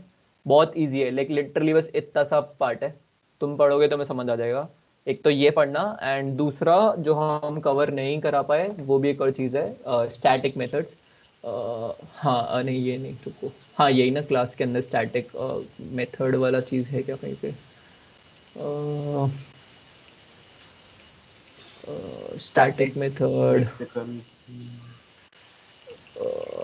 कोई फंक्शन का एग्जांपल मिल जाएगा तो अच्छा है।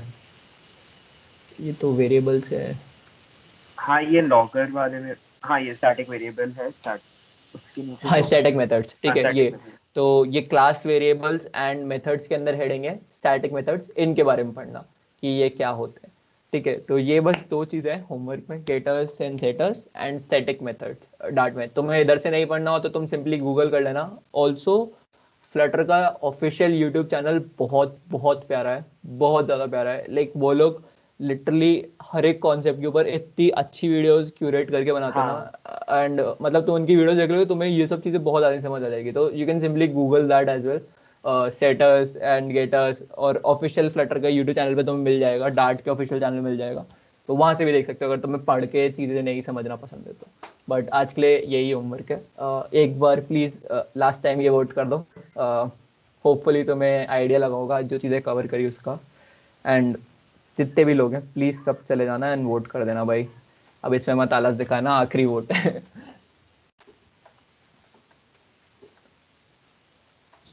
चले जाओ भाई, कर दो यार वोट। चलो ग्रेट, कूल, जी जी, नाइस। ठीक है। तो होपफुली कल से, मतलब होपफुली नहीं, कल से अपन फ्लटर स्टार्ट करेंगे। हम अपना पहला ऐप बनाना स्टार्ट करेंगे एंड यस, बाकी जो अपन की जो आज 2 चीज़ें रह गई हैं वो अपन जब ऐप बना रहे होंगे तो अपन कवर कर लेंगे उन्हें, तो वो चिल है। बाकी इफ़ किसी को कोई डाउट है तो यहाँ पे पूछ सकते हो, अभी पूछ लो, वरना डीएम करके पूछ लेना। हर्ष का कल नंबर डाल ही दिया था चैट में, तो हर्ष को व्हाट्सएप पे पूछ सकते हो, लिंक्डइन, इंस्टा, कहीं पे ही मैसेज कर लो भाई, ठीक है, पूछ लेना, डिस्कॉर्ड पे पूछ लेना। बाकी कल से अपन अपना फ्लटर वाला ऐप बनाना चालू करेंगे, तो साथ में कोड करने की नीड नहीं है तुम्हें, तुम यहाँ पे बस समझ सकते हो